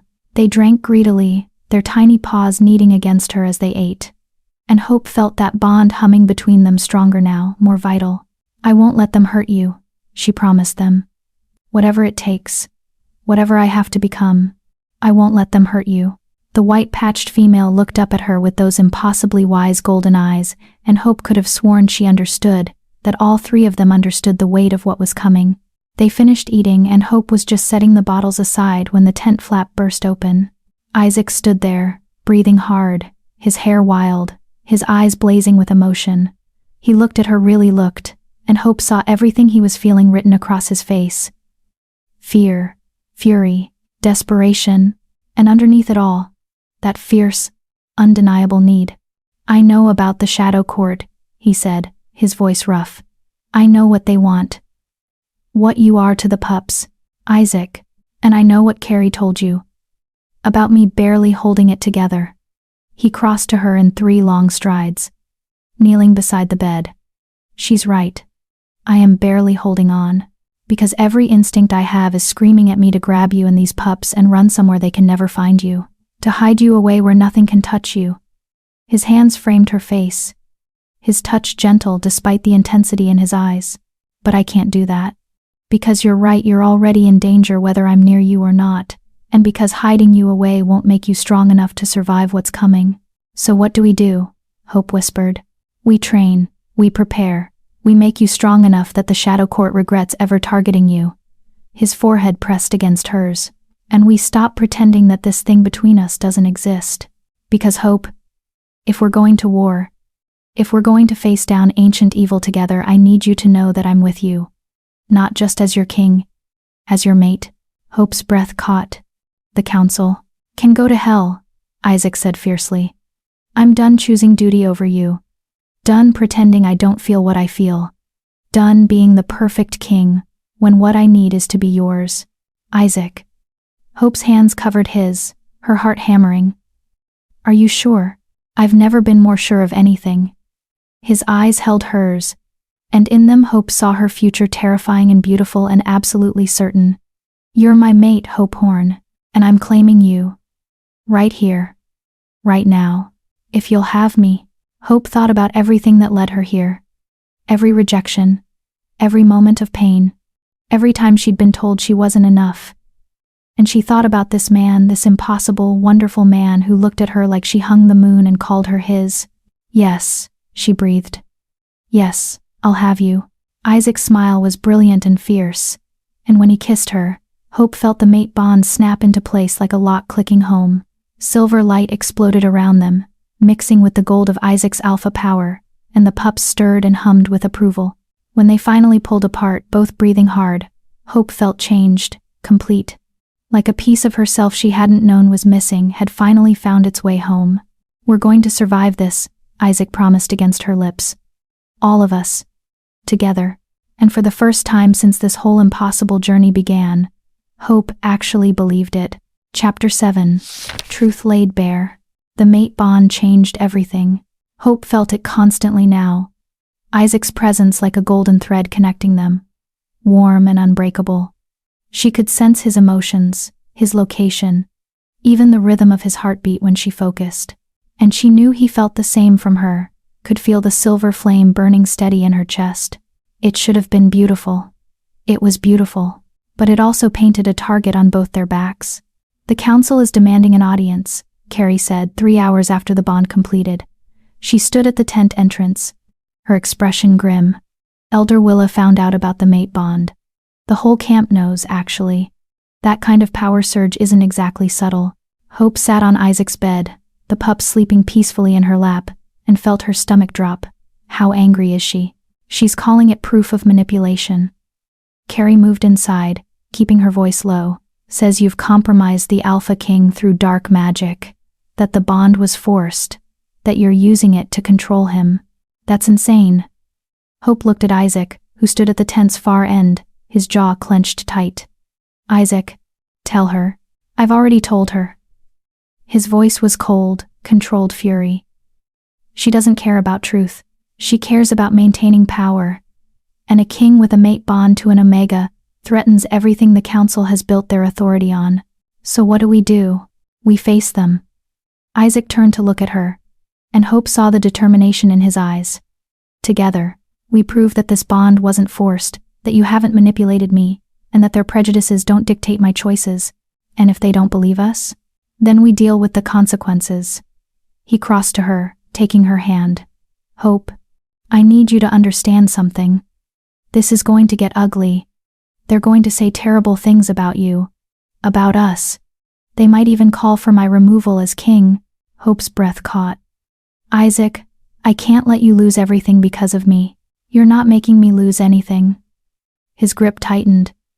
"I'm choosing you. Choosing us. And whatever comes from that choice, we face it together."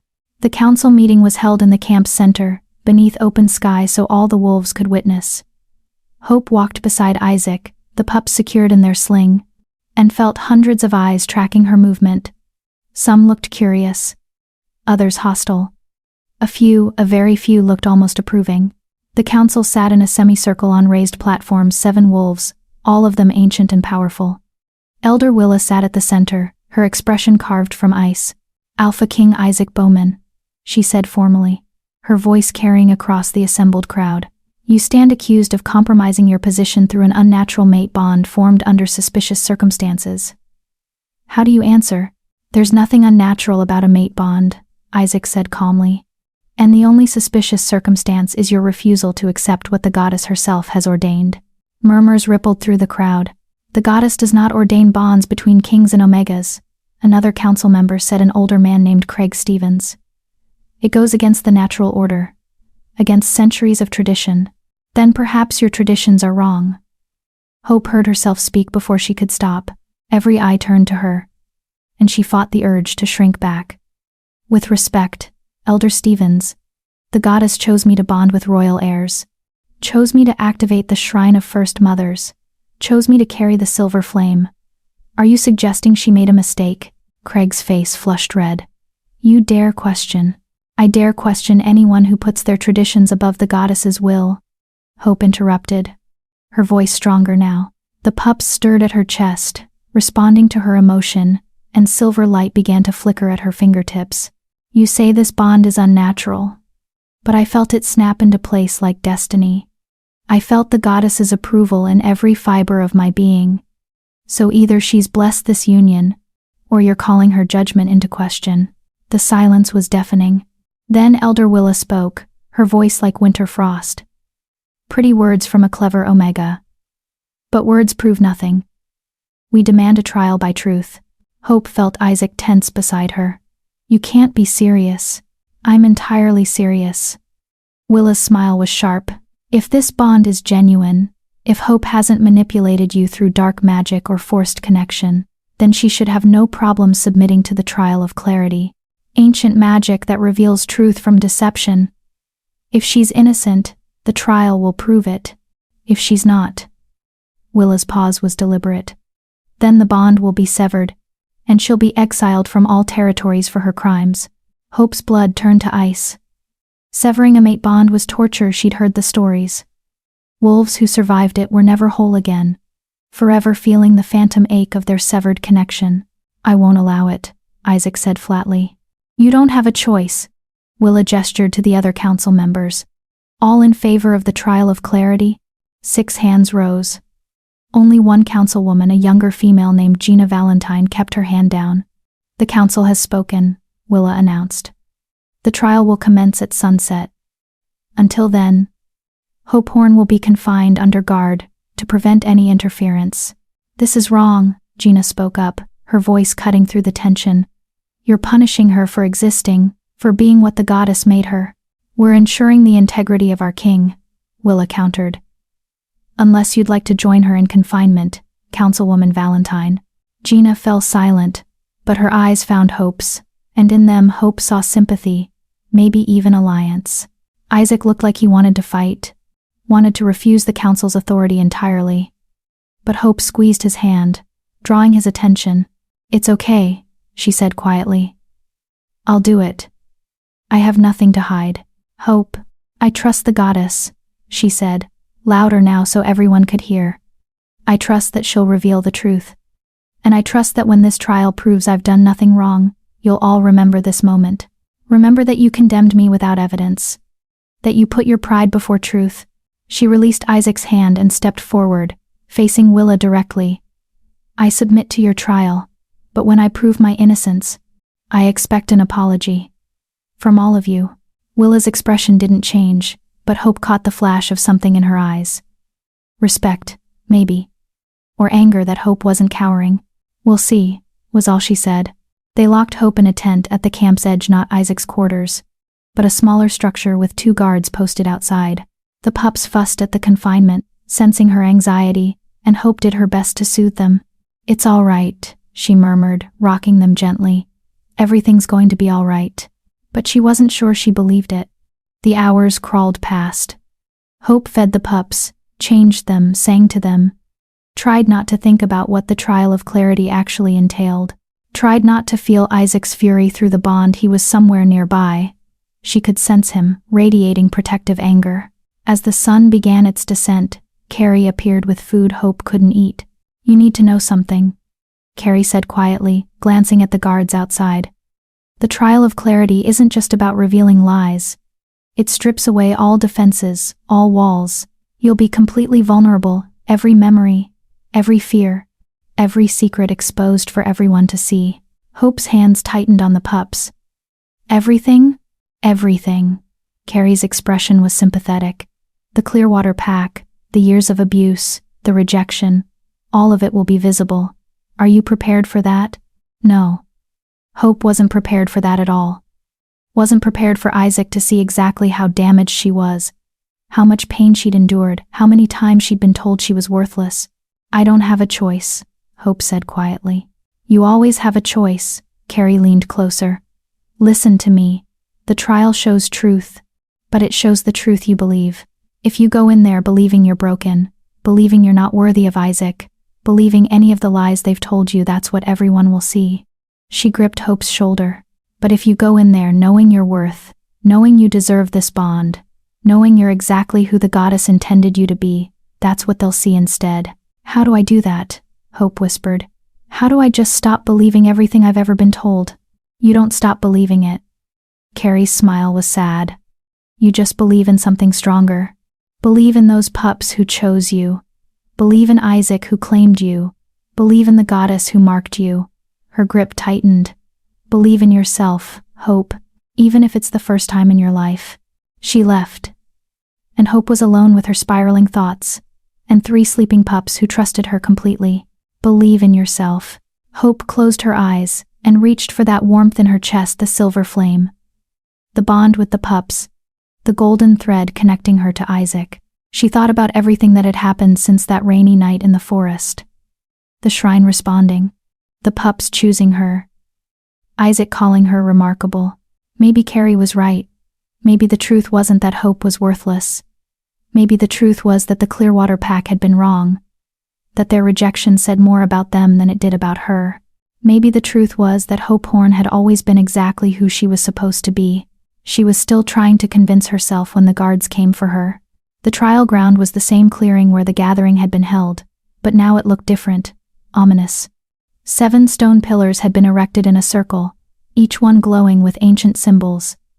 In the center stood a crystal basin filled with water that shimmered with unnatural light. The entire camp surrounded the circle.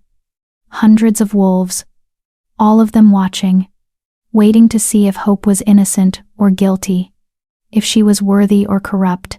Elder Willa stood at the basin's edge. Hope Horn, step forward. Hope walked into the circle with the pups still strapped to her chest. She wouldn't be separated from them. Not now, not ever. The trial of clarity requires physical contact with the sacred water, Willa explained. Once you touch it, your truth will be revealed. All of it.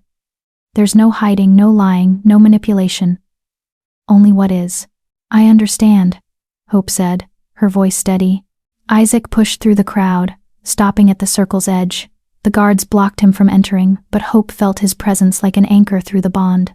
I'm with you, his voice echoed in her mind, and Hope realized they could communicate through the mate bond. No matter what they see, no matter what's revealed, I'm with you. I know, Hope sent back. I love you. She felt his shock, then his fierce joy. I love you too. Now show them who you are. Hope stepped to the basin and plunged both hands into the water. The world exploded into light and memory. She saw herself as a child 5 years old, watching her parents die in a raid. Saw the Clearwater Pack taking her in not out of kindness but obligation. Saw herself growing up invisible, unwanted, told again and again that she was burden, omega, worthless. The crowd gasped as the memories played out in the air above the basin like a projection. Hope felt their pity, their horror, their judgment, but she didn't look away. She watched herself at 13, trying to shift for the first time and failing. Watched the other young wolves laughing, calling her broken. Watched herself crying alone in the forest, begging the goddess to make her normal. Then the memories shifted. She saw herself at 23, running through the storm. Saw the moment she found the pups and chose to save them instead of herself. Saw the shrine awakening, the bond forming, the silver flame igniting in her chest. And she saw the truth beneath all of it. That every rejection, every moment of pain, every year of suffering had led her here. Had forged her into someone strong enough to protect these pups. Had made her exactly who she needed to be. The memories kept coming. Hope fighting the assassins. Hope standing up to the council.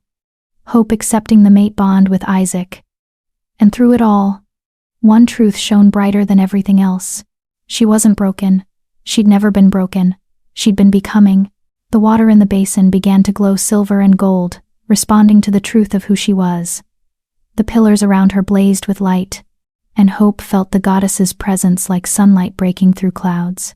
Then the vision changed, and Hope saw something she hadn't expected. She saw Elder Willa, decades younger, standing in this same circle, saw her facing her own trial of clarity, and she saw the truth that Willa had been hiding for 50 years, that she was half-blood Omega herself, that she'd spent her entire life denying it, hiding it, projecting her self-hatred onto other Omegas to feel powerful. The crowd erupted into shocked murmurs. Willa's face went pale as stone. That's not Willa, stammered. But the trial didn't lie, couldn't lie, and everyone had seen the truth. Hope pulled her hands from the water, and the visions faded. She stood in the center of the circle, silver light still glimmering on her skin, and met Willa's eyes. "You built your power on rejecting what you are," Hope said quietly. "I built mine on accepting it. That's the difference between us." For a long moment, no one spoke. Then Gina Valentine stepped forward, her voice clear and strong. "The trial of clarity has spoken. Hope Horn is innocent of all charges. Her bond is genuine. Her power is blessed by the goddess." She turned to face the crowd. "And anyone who continues to question her right to stand beside our king is questioning the goddess herself." The crowd's reaction was mixed, some nodding in agreement, others looking shaken, a few still suspicious. But the trial had done what it was meant to do. It had revealed truth, and the truth was that Hope Horn belonged. Isaac was beside her in seconds, pulling her into his arms, mindful of the pups between them. "You're incredible," he murmured against her hair. "Absolutely incredible." But Hope wasn't watching Isaac. She was watching Willa, who stood frozen at the basin's edge, her carefully constructed life crumbling around her. "Elder Willa," Hope called out, "I won't expose your secret. I won't use it against you. But I hope you'll remember this moment the next time you judge someone for being what they are." It was mercy, and everyone knew it. Willa stared at her for a long moment, emotions warring across her face. Then she gave a single, sharp nod and turned away, walking through the parting crowd with her spine straight and her head high. Hope had won, but she'd given her enemy the chance to walk away with dignity. It was the kind of power the council had never seen before, the kind that came from strength, not cruelty, and it changed everything. The celebration that night was subdued but genuine. Wolves who had doubted Hope now approached with cautious respect. Gina Valentine officially declared her support, bringing her faction of the council with her. Even Craig Stevens grudgingly acknowledged that the trial had proven Hope's innocence. But Hope couldn't fully relax, because through the bond, she felt Isaac's unease. Something was wrong. They returned to his quarters after midnight, the pups finally asleep, and Isaac's expression was grim. "The scouts found something," he said without preamble. "Evidence that the Shadow Court has been operating in the territories for months. That they have wolves embedded in the packs, feeding them information." Hope's blood ran cold. "You think someone here is working with them?" "I know someone here is working with them." Isaac pulled out a piece of parchment, his jaw tight. "We found this in the forest where the assassins escaped. It's a list of targets. You, the pups, and..." He paused. "And me. They're planning another attack. Not just an attack." Isaac's eyes met hers. "An assault. They're gathering forces for a full offensive. They plan to strike in 3 days, during the new moon, when shadow magic is strongest." He moved closer, framing her face with his hands. "Hope, this is what we've been preparing for, the real battle. And I need you ready." "I am ready," Hope said with more confidence than she felt. "I know." Isaac's smile was fierce and proud. "But we're going to make sure. Tomorrow, I'm taking you to the archive. We're going to unlock the full extent of your power." His forehead pressed against hers. "Because when the Shadow Court comes for us, when they try to take you and these pups from me, I need you able to burn them all to ash." Hope felt the silver flame respond to his words, flaring hot in her chest. "Then let's burn them," she whispered. And Isaac's answering smile was absolutely feral. Chapter 8. When the Flame Ignites. Dawn broke cold and clear over the archive of First Mothers.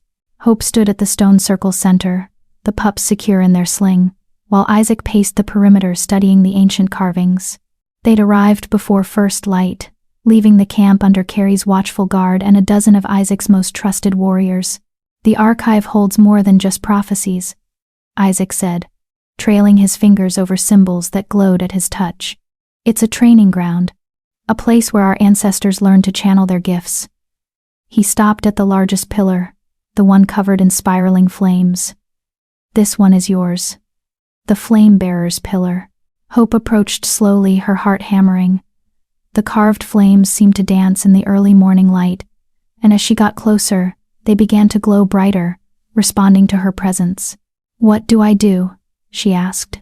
"Touch it," Let it show you what you're capable of. Hope hesitated for only a moment, then pressed both palms against the stone. The world disappeared. She stood in a vast space filled with silver fire, not destructive, but alive, conscious, ancient. And in the flames, Hope saw them. The flame bearers who had come before her. Dozens of women stretching back through centuries, each one marked by the goddess, each one carrying the silver flame. "Welcome, sister," their voices echoed as one. "You've been awakened. Now you must learn to truly burn." "I don't know how," Hope admitted to the vision. "I can barely control what I have, because you're afraid of it. Afraid of what it means to have power when you've spent so long being powerless."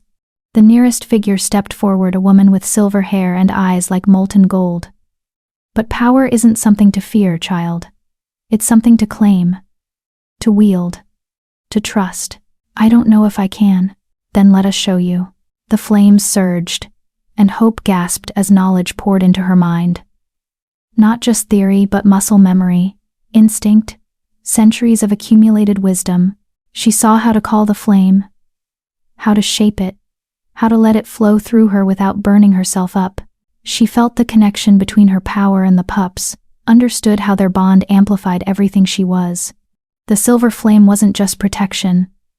It was transformation, creation, the ability to forge new paths, to break old chains, to burn away everything false until only truth remained. "You are not a shield, little sister," the ancient flame-bearer said.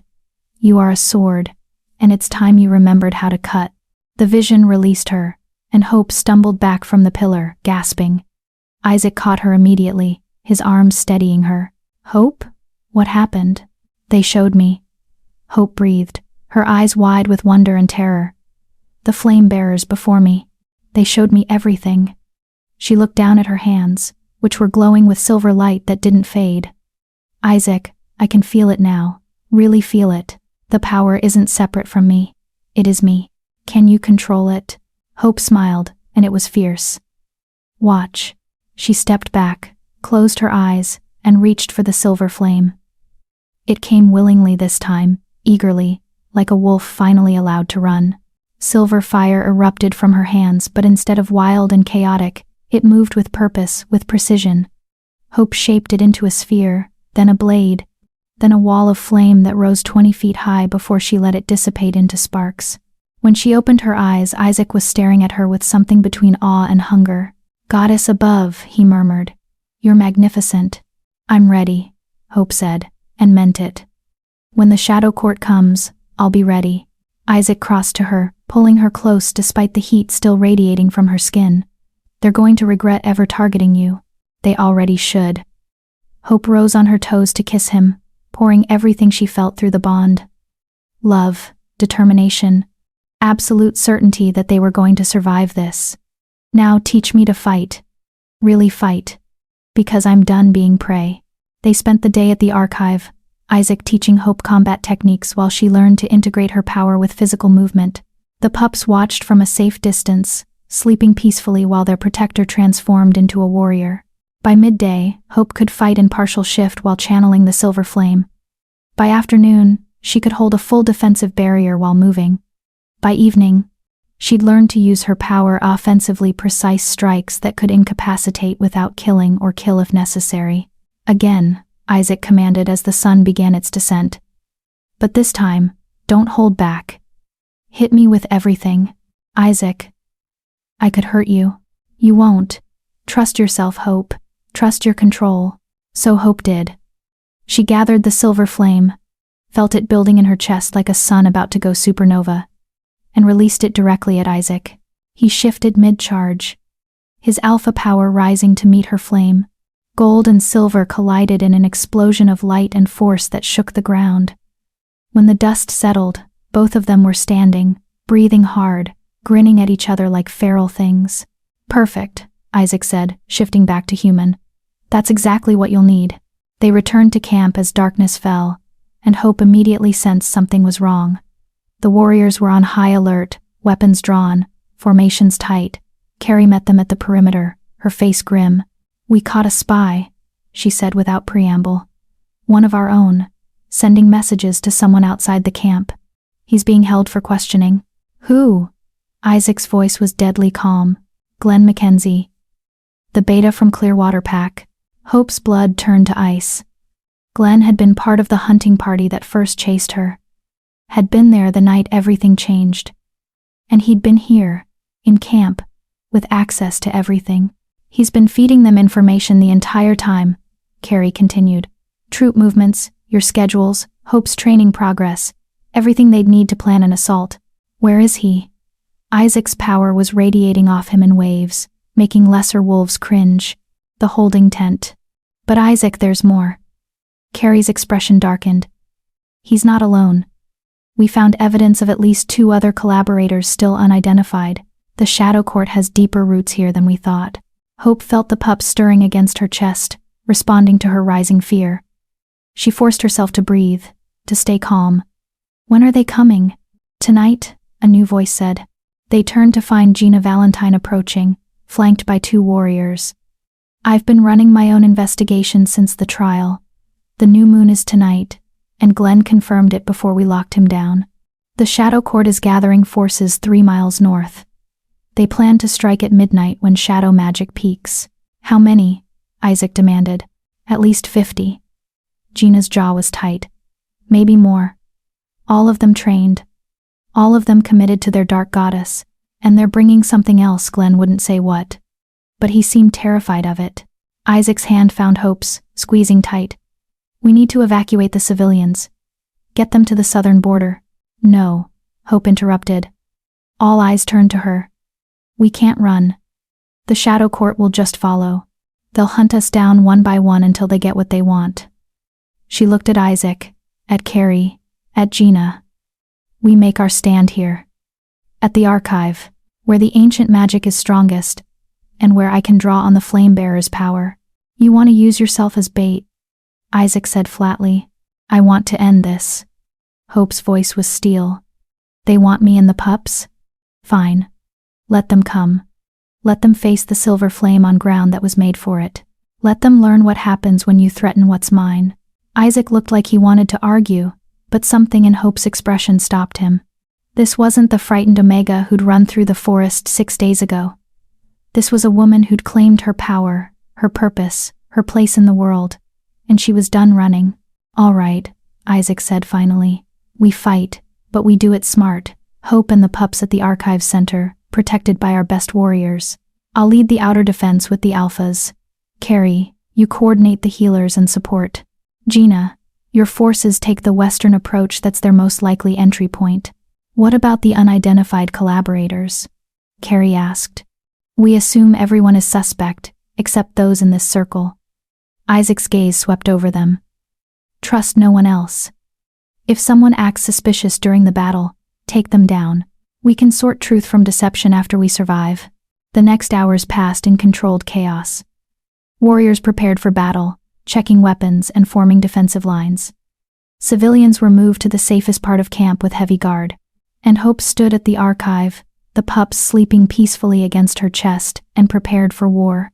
Isaac found her just before midnight, his armor on, his eyes glowing with alpha power. Whatever happens tonight, he said, pulling her close. I need you to promise me something. Anything. If it comes down to a choice between saving me or saving yourself, and the pups, you choose yourself. When Hope started to protest, he pressed a finger to her lips. Promise me, Hope. The pups need you, the territories need you, and I need to know that if I fall, you'll keep fighting. Tears burned Hope's eyes. Don't talk like that. You're not going to fall. Promise me anyway. I promise, Hope whispered. But Isaac, you're not allowed to die. Do you hear me? We're going to win this. And then we're going to raise these pups together, and we're going to build something beautiful from all this chaos. So you don't get to sacrifice yourself tonight. Isaac's smile was sad and fierce all at once. I'll do my best. He kissed her then, deep and desperate, pouring everything he felt through the bond. Love, fear, hope, pride. When they pulled apart, both of them were crying. I love you, Isaac said. I love you too. Hope touched his face, memorizing every line. Now go lead your warriors. And I'll be here, burning anything that tries to hurt what's ours. Isaac left, and Hope stood alone at the archive's center, silver flames already dancing at her fingertips. Around her, 20 warriors formed protective circles, the best fighters Isaac had, all of them willing to die to keep her and the pups safe. Midnight approached. The forest grew silent, that unnatural silence that comes before violence. Hope could feel the shadow court gathering, could sense their dark magic pressing against the archive's ancient wards like oil against water. Then the attack began. They came from all sides at once, shadow wolves, their fur black as night, their eyes glowing red with corruption. Behind them came the human fighters, faces hidden behind dark masks, weapons dripping with poison. And at their center walked a woman who radiated power so dark it made Hope's skin crawl. Tall, ancient, her eyes like bottomless pits. She wore robes covered in symbols that hurt to look at, and in her hands she carried a blade forged from what looked like solidified shadow. The flame bearer, the woman's voice carried across the battlefield, somehow audible over the sounds of fighting. How delightful. The goddess's little weapon, standing exactly where we want her. Who are you? Hope called back, her voice steady despite her fear. I am Reba Middleton, High Priestess of the Shadow Court. The woman smiled, revealing teeth that had been filed to points. And you, little Omega, are going to give me those pups, either willingly, or I'll pry them from your corpse. Option 3, Hope said, and let the silver flame explode around her. You die trying. Reba laughed, and the sound was like breaking bones. Oh, I'm going to enjoy destroying you. She attacked. Shadow magic slammed into Hope's defenses, dark tendrils trying to pierce through silver fire. Hope held her ground, channeling everything the flame bearers had taught her. Everything she'd learned today. The pups woke at her chest, and instead of crying, they added their power to hers, 3 small flames joining with hers to create something magnificent. Around them, the battle raged. Isaac and his wolves tore through shadow creatures, their combined alpha power devastating. Carrie fought with surgical precision, taking down enemies with targeted strikes. Gina's forces held the western approach, preventing reinforcements from breaking through. But Reba was stronger than anyone Hope had faced. Every attack Hope threw at her, the priestess deflected. Every defense Hope raised, Reba found a way through. They fought like that for what felt like hours but was probably minutes, light against dark, silver against shadow, 2 opposing forces locked in deadly dance. You're strong, Reba admitted, breathing hard. Stronger than the last flame bearer we killed. But you're untrained, desperate. And desperation makes you sloppy. She was right. Hope was tiring, her power draining faster than she could replenish it. The pups were whimpering, exhausted from channeling. And all around her, warriors were falling not dead, but injured, overwhelmed by sheer numbers. They were losing. No. Hope refused to accept that. She hadn't survived everything, the rejection, the hunt, the trials, the assassins, just to fall now. She was the silver flame, the flame bearer, chosen by the goddess to protect these pups and forge a new path. And she was done being afraid of her own power. Hope closed her eyes and reached deeper than she'd ever gone before. Past the silver flame, past the bond with the pups, past even the connection to Isaac, she reached for the source itself, for the divine spark the goddess had placed in her soul the night she was born under the blood moon. I am Hope Horn, she thought. I am Omega and warrior, protector and destroyer, broken and whole. I am exactly what the goddess made me to be. And I claim all of it. The silver flame detonated. Pure, radiant power exploded from Hope's body in a wave that swept across the entire battlefield. Shadow creatures dissolved on contact. Dark magic shattered like glass. And every wolf, friend and foe alike, fell to their knees as divinity itself pressed down on them. Hope opened her eyes, and they were no longer just golden. They blazed with silver fire, with the accumulated power of every flame bearer who had come before, with the goddess's own approval. You wanted the silver flame? Hope's voice echoed with otherworldly resonance. Here I am. She raised her hands, and pillars of silver fire erupted from the ground, forming a cage around Reba. The priestess tried to flee, tried to fight back, but Hope's power was absolute, overwhelming, divine. Your goddess is a shadow, Hope said, advancing on the trapped priestess. Mine is eternal. And she's decided your time is over. Silver flames poured from Hope's hands, not burning but purifying, stripping away the dark magic, the corruption, the twisted power Reba had accumulated over decades. The priestess screamed as everything she'd built was torn away, until all that remained was a broken old woman kneeling in the dirt. Run, Hope commanded, her voice still echoing with power. Run back to whatever hole you crawled out of and tell the rest of the Shadow Court what you saw here tonight. Tell them the silver flame has awakened. Tell them their time is over. Reba ran. And with her went the remaining shadow warriors, fleeing into the forest like smoke dissipating in sunlight. The battle was over. Hope's power slowly faded, the divine presence receding, and she collapsed to her knees, gasping. The pups were crying but alive, their power drained but intact. And around her, her warriors were standing, bruised and bloodied but victorious. Isaac was there in seconds, pulling her into his arms, checking her for injuries, making desperate sounds of relief. I'm okay, Hope whispered. We're okay. We won. You won, Isaac corrected, his voice thick with emotion. You incredible, magnificent, absolutely terrifying woman. You won. Hope managed a tired smile. Told you I was ready. Then exhaustion took her, and she knew nothing more. Chapter 9. Crowned in silver light. Hope woke to sunlight streaming through canvas walls, and the sound of 3 contented pups making soft eating sounds. For a moment, she didn't remember. Then it all came rushing back: the battle, the power, the way she'd burned the Shadow Court away like mist in morning light. She sat up carefully, expecting pain, but found only a bone-deep exhaustion that suggested she'd been asleep for more than just a night. Easy, Carrie's voice came from beside the bed. The healer set aside the book she'd been reading and moved to check Hope's pulse. You've been out for 2 days. Your body needed time to recover from channeling that much divine power. 2 days? Hope's eyes widened. The pups have been fed and cared for every few hours. Carrie gestured to where they slept in a basket beside the bed, their bellies full and their expressions peaceful. Isaac refused to let anyone else handle them except me and Gina. He's been beside himself, waiting for you to wake up. As if summoned by his name, the tent flap burst open and Isaac strode in, still wearing yesterday's clothes, his hair wild, his eyes shadowed with exhaustion and worry. When he saw Hope sitting up, conscious and whole, something in his expression cracked. Thank the goddess, he breathed, crossing to her in 3 long strides.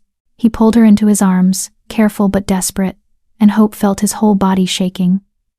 I thought when you collapsed, when you wouldn't wake Hope, I thought I'd lost you. I'm okay. Hope murmured against his chest, breathing in his scent. Pine and smoke and home. Just tired. How bad were our losses? 17 injured, none critical. Isaac pulled back to look at her, his hands framing her face. 0 dead. Because of you. Because you ended it before they could do real damage. His thumb brushed across her cheek. You saved us all, Hope. We saved each other, Hope corrected. I couldn't have done it without you, without all of you. Carrie cleared her throat. I'll give you 2 some privacy. But Hope?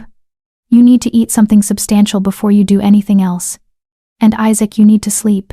You've been awake for 48 hours straight. I'm not leaving her, Isaac said without looking away from Hope. Then sleep here, you stubborn man. Carrie's tone was fond despite her exasperation. I'll have food sent in. She left, and Hope and Isaac were alone with the sleeping pups and 2 days' worth of unspoken emotion hanging between them. I was so scared, Isaac admitted quietly. When you released all that power, when you blazed so bright I could barely look at you. Hope, you were magnificent, terrifying, divine, and I was terrified you'd burn yourself up completely. I almost did, Hope confessed. The goddess's power, it's not meant to be held by mortal bodies for long. The flame bearers showed me how to channel it, but even they warned me that using it would cost me. She took his hand, lacing their fingers together. But I'd do it again. For you. For the pups. For everyone who was depending on me. I know you would. That's part of what scares me. Isaac's smile was soft, sad. You're so brave it terrifies me. Because brave people do dangerous things. necessary things, but dangerous nonetheless. Then be brave with me, Hope said simply. Stand beside me. Trust that I'm strong enough to survive what's coming. What's coming? Isaac's brow furrowed. The shadow cord is broken. Reba fled. We captured 4 of her lieutenants. They're being questioned now about remaining cells, but the immediate threat is over. I don't mean external threats. Hope shifted to face him fully. I mean what comes next. The territories accepting an Omega as your mate. The council dealing with a power they don't understand. The pups growing up in a world that tried to kill them before they could even speak. She paused. Us. Learning how to be partners when we've barely had time to be anything at all. Isaac was quiet for a moment, his thumb tracing patterns on her palm. The council wants to hold a formal recognition ceremony. To acknowledge you publicly as my mate and as the pup's guardian. Gina's been pushing for it. She thinks it'll solidify your position, make it harder for anyone to challenge you. What do you think? I think I don't care about ceremonies or politics. Isaac's eyes met hers, blazing with intensity. I think I claimed you the moment the mate bond snapped into place. And no ritual is going to make that more or less true. But, he paused. I also think you deserve to be honored, celebrated, to stand before the territories and have everyone acknowledge what you are to me, to them. Hope felt her throat tighten. Isaac, let me do this, he said softly. Let me give you the moment every mate deserves, where you're not running or fighting or barely surviving, where you can just be loved, publicly, completely, without question. Tears burned behind Hope's eyes. After a lifetime of being invisible, of being told she wasn't worth acknowledgement, the idea of standing before hundreds of wolves and being claimed, being celebrated, being seen, it was almost too much. Okay, she whispered. Yes. Isaac's smile was brilliant. The ceremony will be in 3 days. That gives you time to recover, for us to finish questioning prisoners and securing the borders. And his expression turned sly. For you to meet someone who, as if in answer, the tent flap opened again. But this time, it wasn't Carrie who entered. It was a woman young, maybe 25, with long dark hair and eyes that were unmistakably the same golden shade as the pups. She moved with cautious grace, her gaze immediately finding the basket where the 3 small bodies slept. Hope, Isaac said quietly.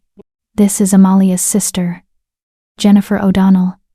She's been searching for the pups since the fire. Hope's breath caught. The pup's aunt, family. Jennifer approached slowly, her eyes never leaving the basket.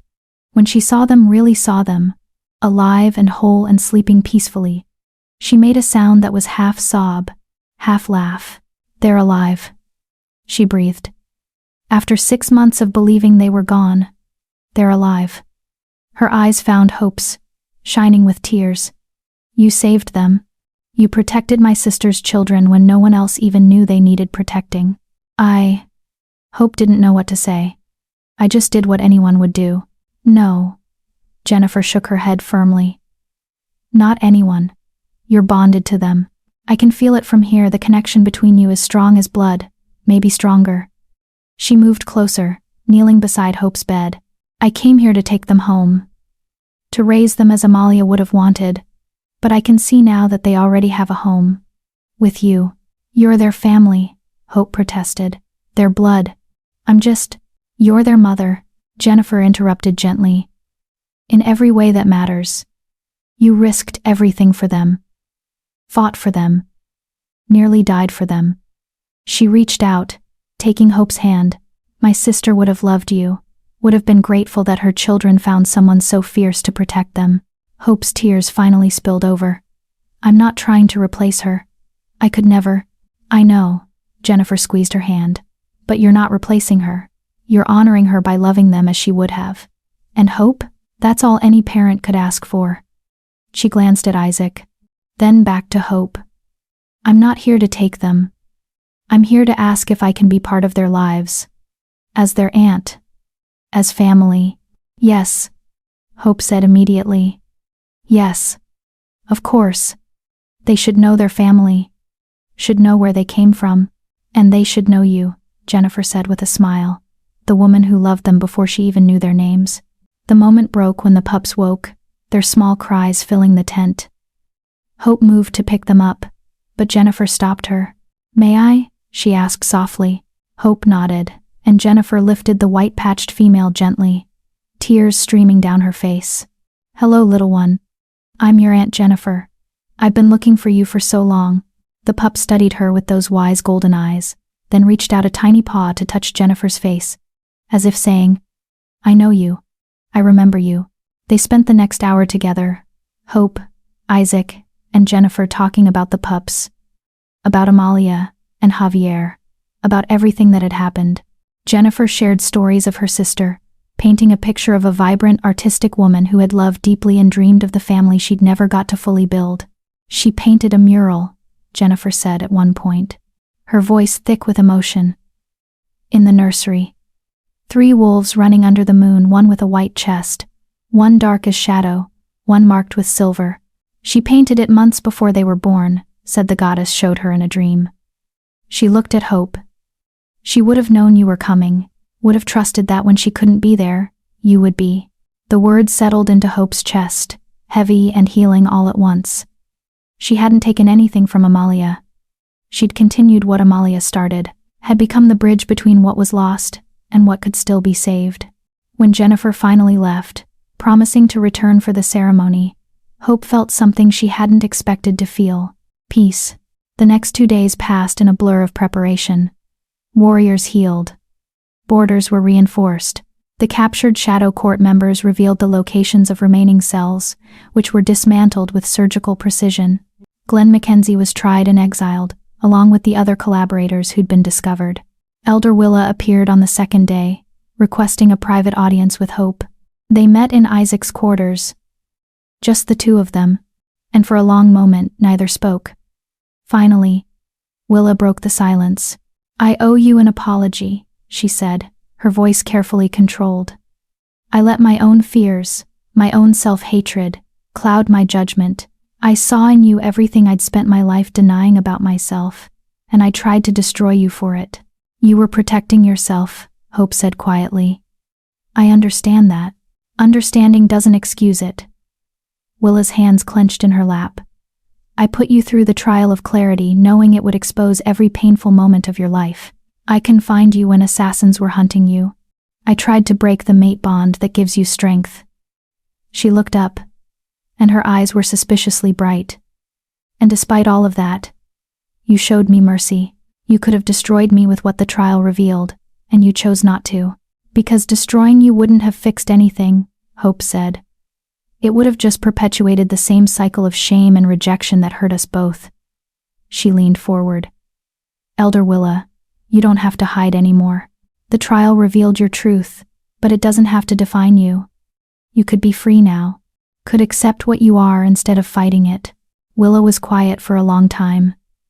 Then, so softly Hope almost missed it, "I don't know how." "Then learn." Hope's smile was gentle. "The same way I did. One day at a time. One choice at a time. Starting with being honest about who you are.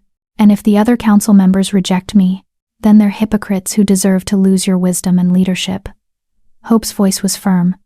"But I don't think they will.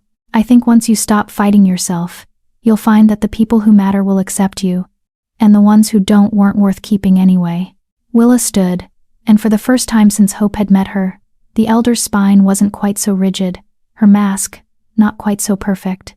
"Thank you," she said simply, "for showing me what courage actually looks like." After she left, Isaac emerged from where he'd been listening just outside. "That was incredibly generous," he said, pulling Hope into his arms. "Or incredibly naive," Hope countered with a wry smile. "We'll see which. Either way." Isaac kissed her forehead. "You're changing this world, Hope Horn. One stubborn elder at a time." The day of the ceremony dawned clear and beautiful. Hope stood in Isaac's quarters, staring at the formal dress Carrie and Jennifer had brought. It was silver, of course. It was with intricate embroidery that caught the light and moved like flame. Nothing like the simple, worn clothes she'd spent her life in. This was a dress for someone important, someone valued, someone loved. "You're going to be beautiful," Jennifer said, helping her into it. Amalia would have loved this. She always said the silver flame deserved to burn bright. The pups were dressed too, in tiny ceremonial wraps that matched Hope's dress. They seemed to sense the importance of the day, staying unusually calm and alert. When Hope finally emerged, Isaac was waiting outside in his formal armor, black and gold, marking him clearly as the Alpha King. But when he saw Hope, everything else fell away. His expression went slack with wonder, and through the bond, Hope felt his love crash over her like a wave. "You're stunning," he breathed. "I'm terrified," Hope admitted.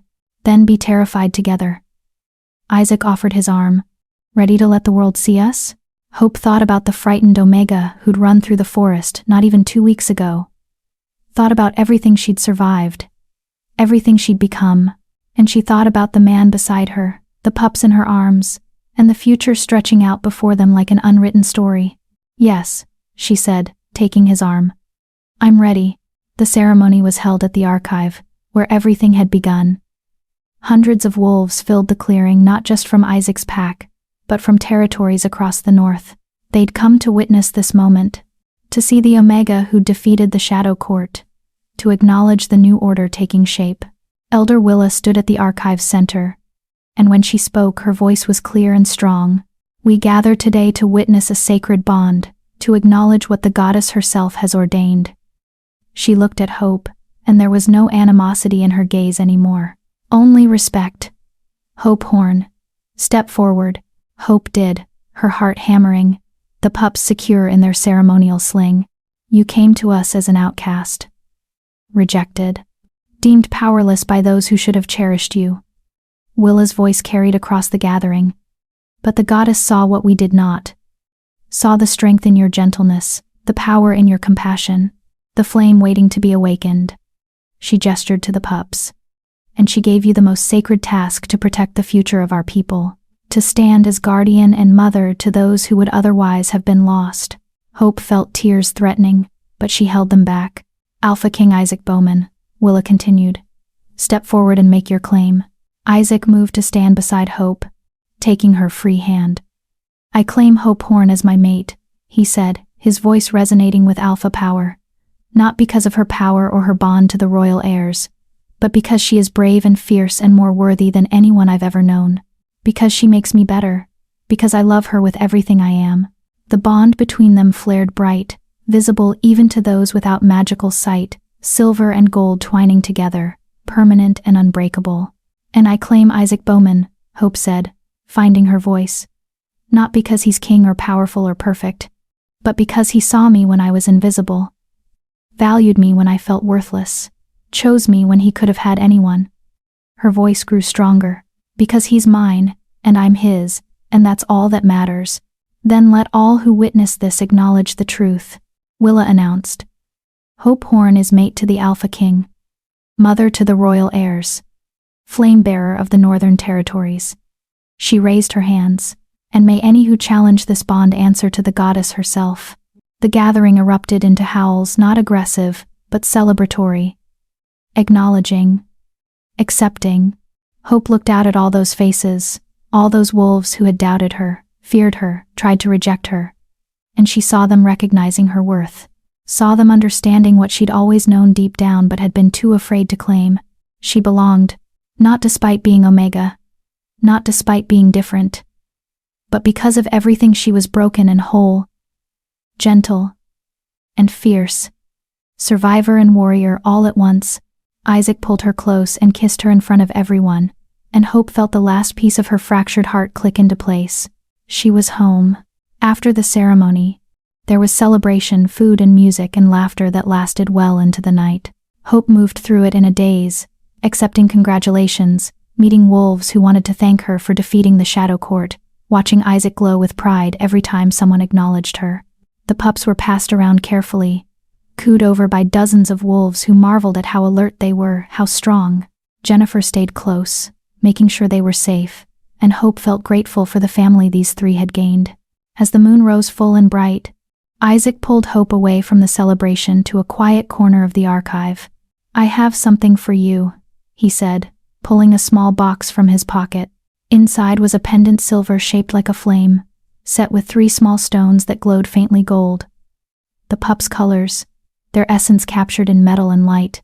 "It's beautiful," Hope breathed. It's a reminder. Isaac clasped it around her neck. That you're not alone anymore, that you have me, the pups, Jennifer, even Willa in her own complicated way. That you've built something here, Hope. A family, a future, a home. Hope touched the pendant, feeling its warmth against her skin. I never thought I'd have any of this. Never let myself hope for it. Well, Isaac's smile was soft. I guess you're living up to your name then. Hope, you've given it to all of us the chance to be better, to build something new, to move past old prejudices and into something brighter. He pulled her close. You've given me hope that I can be more than just a king, that I can be a partner, a father to those pups, a mate who deserves you. You do deserve me, Hope said fiercely. We deserve each other. We deserve all of this, the peace, the love, the future we're going to build together. Then let's build it. Isaac kissed her again, and this time it was slow, deep, full of promise. Starting right now, one day at a time, together. Behind them, the celebration continued. The pups slept peacefully in their basket. The moon shone bright overhead, and Hope Horn Omega, flame bearer, mate, mother, warrior stood in the center of her new life. And finally believed she was exactly where she was meant to be. Chapter 10. The Epilogue. 6 months later, spring had transformed the Northern Territories. Hope stood at the edge of the training grounds, watching 3 wolf pups no longer quite so small tumble and play in the morning sunlight. They were 6 months older now, stronger, more coordinated. The white-patched female, whom they'd named Luna, was already showing leadership qualities, organizing her brothers into elaborate games. The dark gray male, Shadow, was the cautious one, always thinking 3 steps ahead, and the silver-marked male, Sterling, was fearless, constantly pushing boundaries and testing limits. They were perfect. And they were hers. They're getting faster, Jennifer observed, appearing at Hope's side with 2 cups of tea. Luna nearly caught that rabbit yesterday. Shadow would have if he'd been willing to take the risk. And Sterling would have if he hadn't gotten distracted by a butterfly halfway through, Hope added with a laugh. She accepted the tea gratefully, breathing in the steam. Thank you. For being here. For helping raise them. Where else would I be? Jennifer smiled. They're my family. You're my family. This is home now. Home. 6 months ago, Hope hadn't had a home. Now she had a territory, a mate, 3 growing pups, an aunt by choice, and more people who cared about her than she'd ever imagined possible. The training grounds had become Hope's special project. Not just for the pups, but for others like her Omegas who'd been told they were too weak, too broken, too other to ever be warriors. She'd started teaching them 3 months ago, showing them how to access the power they'd been conditioned to suppress. Hope, a voice called from across the field. Young Addie Hannah, an Omega from the Eastern Pack, waved enthusiastically. I did it. I held the partial shift for 5 minutes. Hope's grin was genuine and proud. That's incredible. Show me tonight during evening practice. Addie beamed and ran back to her training partner, practically glowing with accomplishment. You're changing lives, Jennifer said quietly. Not just theirs, everyone's. The whole system is shifting because you proved it could be different. I didn't do it alone, Hope protested, but Jennifer just laughed. Hope, you face down the shadow court with divine fire. You can accept a compliment. Before Hope could respond, she felt Isaac through the bond approaching from the east, radiating contentment mixed with that ever-present awareness of her. A moment later, he emerged from the tree line in wolf form, magnificent and powerful, with a hunting party behind him. He shifted as he reached her. And Hope never got tired of watching the transformation the way his wolf melted into his human form, all controlled power and fluid grace. Successful hunt? She asked, moving into his embrace automatically. Very. Isaac kissed her forehead, her cheeks, finally her lips. Enough to feed the whole camp for 3 days. And I brought you something. He produced a flower from behind his back, a wild rose, pink and delicate and probably found growing somewhere along their route. It was such a simple gesture, but it made Hope's heart squeeze. You're ridiculous, she said, but her smile gave away how much she loved it. I'm in love, Isaac corrected. There's a difference. The pups noticed Isaac's arrival and abandoned their game immediately, racing toward him with excited yips. He crouched to greet them, letting them climb all over him. And Hope watched the alpha king of the Northern Territories get absolutely mauled by 3 overenthusiastic wolf pups. "They're getting strong," Isaac observed, trying to gently extract Sterling from his hair. "Luna tried to take down a deer last week. She failed spectacularly," Hope added. "But the attempt was impressive. That's my girl." Isaac finally managed to stand, Pup still trying to climb him. Fearless like her mother. The words still made Hope pause sometimes. Mother. She was mother to 3 royal heirs. Mate to the Alpha King. Flame bearer and teacher and warrior. All the things she'd never imagined she could be. "I've been thinking," Isaac said as they walked back toward the main compound, the pups racing ahead, Jennifer trailing behind them with knowing smile. "About expanding the Omega training program, making it official. A school, maybe, where Omegas from all territories can come learn that they're more than what tradition says they are." Hope's breath caught. "Isaac, that would be the council would." "The council," Isaac interrupted gently, "has learned to listen when the flame bearer has opinions. Especially after you saved all their lives." His arm came around her waist. "And more importantly, it's the right thing to do. You've proven that power isn't about rank or bloodline. It's about choice. About courage. About refusing to accept limitations others try to place on you. A school," Hope repeated, letting herself imagine it. "Dozens of Omegas learning to shift, to fight, to claim their power. We could change everything. We already have." Isaac pulled her closer. "But yes, let's change more." They reached the main compound, where Carrie was waiting with Gina Valentine. The councilwoman had become one of Hope's strongest allies, pushing reforms through the council with determined efficiency. "There you are," Gina said. "We need to discuss the proposal for the Western Territories. 3 packs have requested to join the Northern Alliance specifically because of your Omega protection policies." 3? Hope blinked. "Last week it was 1. Word spreads." Gina's smile was satisfied. "Omegas talk to each other. They're hearing that there's a place where they're valued, where they can be more than invisible support. They want that. Their alphas are smart enough to recognize that happy, empowered pack members make for stronger packs overall. Or they're afraid of what happens if they don't adapt," Carrie added dryly. "Hard to maintain old prejudices when the most powerful wolf in 5 territories is an Omega who can call down divine fire." Hope laughed despite herself. "I'm not that scary." "You absolutely are," all 3 of them said in unison. The afternoon passed in meetings and planning, the pups playing nearby under Jennifer's watchful eye. They discussed expansion plans, alliance treaties, and the logistics of building an actual school. Elder Willa appeared at one point, now openly acknowledged as half Omega, bringing architectural plans she'd drawn up for the proposed training facility. "I thought about what you said," Willa told Hope during a quiet moment. "About being free. About accepting what I am." She paused. "I'd like to help teach. If you'll have me. I spent 50 years hiding my Omega nature, but I learned a lot about control, about managing power in hostile environments. That knowledge could be useful. It would be invaluable," Hope said warmly. "Thank you." As the sun began to set, Hope finally extracted herself from the planning session and went to find Isaac. He was at their quarters, no longer a tent but an actual structure built at the camp's heart, sitting on the porch with all 3 pups asleep in a pile on his lap. "They ambushed me," he whispered, trying not to move. "I've been trapped for 20 minutes. Hope bit back a laugh and carefully settled beside him. "You're the Alpha King. Order them to move." "I absolutely will not." Isaac looked down at the sleeping pups with such love it made Hope's chest ache. "They can trap me anytime they want." They sat in comfortable silence as the sky painted itself in shades of orange and pink. Around them, the compound was settling in for evening fires being lit, meals being prepared, wolves heading home to their families. "Do you ever miss it?" Isaac asked quietly. "Your old life." Before all this chaos, Hope thought about the Clearwater Pack, about the years of rejection and invisibility, about the woman she'd been, always afraid, always believing she wasn't enough. "No," she said honestly. "I don't miss who I was.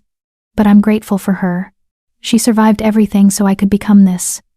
Hope leaned against Isaac's shoulder. Besides, that wasn't a life. It was existence. This, she gestured to the pups. The compound, the life they'd built. This is living. I'm glad you think so. Isaac shifted carefully, managing to press a kiss to her temple without waking the pups. Because I plan to spend the rest of my very long life making sure you never doubt that you deserve all of this. The rest of your life? Hope's smile was teasing. That's a pretty long commitment. Not long enough, Isaac said seriously. I'd take eternity if the goddess offered it. Later, after the pups had been fed and settled in their room, actual beds now instead of baskets, Hope and Isaac finally had a moment alone. They stood on their porch, watching the moon rise over the territories, and Hope felt that familiar silver warmth in her chest. The silver flame, always present now, always ready if she needed it, but controlled. Hers. I've been thinking about names, Isaac said suddenly. Names? For our children. His hand found her stomach, resting there gently. The ones we'll have someday. When the territories are stable, and the pups are older, and we're ready for more chaos. Hope's breath caught. They'd talked about future children in abstract terms, but hearing Isaac say it so concretely, so certainly it made it real, made it possible. What names were you thinking? She asked, her voice thick with emotion. For a girl, maybe Amalia, after the pup's mother. To honor her. Isaac's voice was soft. And for a boy, he paused. I thought maybe Hope could choose. You want to name our hypothetical son before we're even pregnant. I want to plan our future. Isaac turned her to face him. I want to imagine the life we're going to build, children in chaos and probably more disasters that we'll survive together. I want to picture growing old with you. Teaching our children and grandchildren. Becoming the embarrassing elders who tell stories about the time you defeated an ancient evil with literal divine fire. Hope was crying now, but they were good tears. Happy tears. You've really thought about this. I think about it every day. Isaac wiped her tears away gently. About the future where you're not just surviving but thriving. Where those pups grow strong and safe. Where the Omega School becomes legendary. Where we're so disgustingly happy that people make jokes about it. His smile turned wicked. Where I get to love you for the next 50 years and beyond. 50 years. Hope pretended to consider. I suppose that's acceptable. Just acceptable? Isaac's eyebrow rose in challenge. Exceptional, Hope amended. Perfect. Everything I never knew I wanted but somehow found anyway. She pulled him down for a kiss that tasted like promise and possibility. I love you, Isaac Bowman. My king, my mate, my partner in absolutely everything. I love you too, Hope Bowman. Isaac grinned at her surprised expression. What? You took my name when we mated. Or did you think I was going to keep calling you Hope Horn forever? Hope realized she'd never actually thought about it. Hope Bowman. That's really my name now. It's really your name. Isaac's expression went soft. You're really mine. And I'm really yours. Forever. Forever. 6 months ago, forever had seemed impossible. Now it stretched out before them like an open road, full of possibility and promise and all the chaos and joy that came with building a life together. From inside, one of the pups, probably Sterling, let out a small cry. Hope moved to check on him, but Isaac caught her hand. Wait, just one more moment. He pulled her back against his chest, both of them looking out at their territories. I want to remember this, right now, when everything is perfect. Everything is perfect. Hope agreed. And it's going to stay that way. Because we'll make it that way. Together. Together, Isaac echoed, and kissed her one more time before they went inside to tend to their family. The girl who ran through the storm is gone. In her place stands a woman who commands fire, who guards the future, who built a home from nothing but courage and love, and sheer stubborn refusal to stay broken. Hope Horn no. Hope Bowman learned what so many of us need to learn. That the things we're told to hide are often the things we're meant to share. That power doesn't corrupt unless we let it. That being different isn't a curse, it's a calling. She was born an Omega, in a world that devalued Omegas. Born under a blood moon that her pack called cursed. Born to parents who died before they could teach her she was worthy. And she spent 23 years believing all the lies she'd been told about herself. Until 3 orphaned pups followed her through the forest and changed everything. Until an alpha king saw her worth before she could see it herself. Until the goddess reminded her that she'd been building toward this moment her entire life. The silver flame wasn't thrust upon her, it was awakened in her. It had always been there, waiting for Hope to be ready to claim it. And when she finally did, when she stopped running and started fighting, when she chose herself, instead of accepting what others chose for her, that's when everything changed.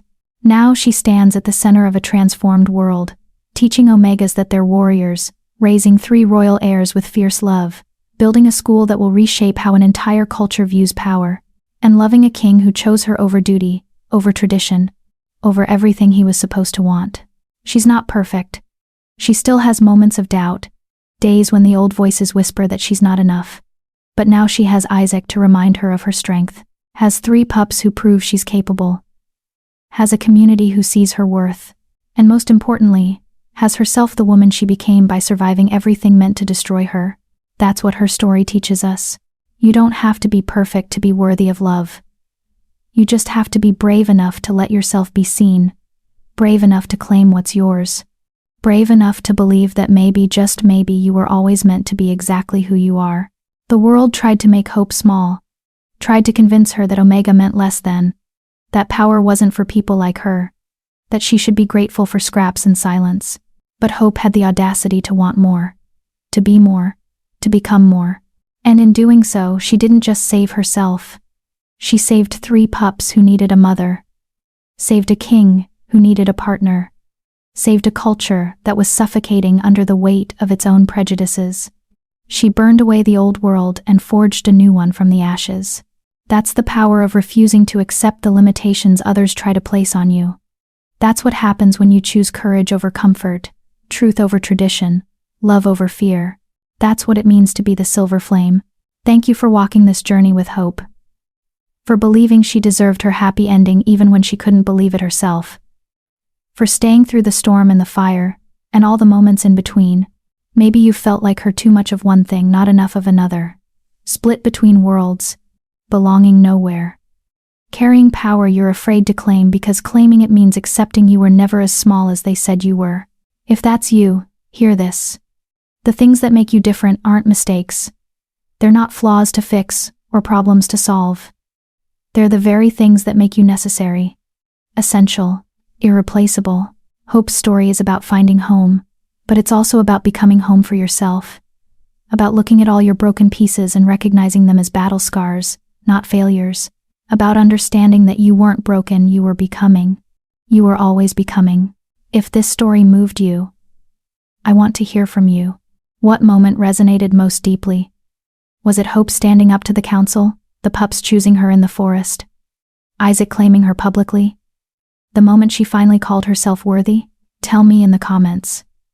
I read every single one. If you felt Hope's journey in your bones, if you've ever been told you're too much or not enough, if you're still learning to claim your own power, subscribe to this channel, because here, we tell stories about the ones who don't fit, the ones who were told they're broken, the ones who learn that being different isn't a curse, it's a calling. We tell stories about becoming, and we're just getting started. Until the next story finds us, remember this. You don't have to be perfect to be worthy of love.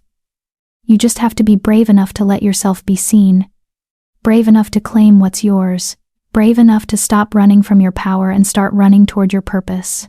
You were never broken. You were always becoming. And maybe, just maybe, you're exactly who you were always meant to be. With love and silver flames, see you in the next story.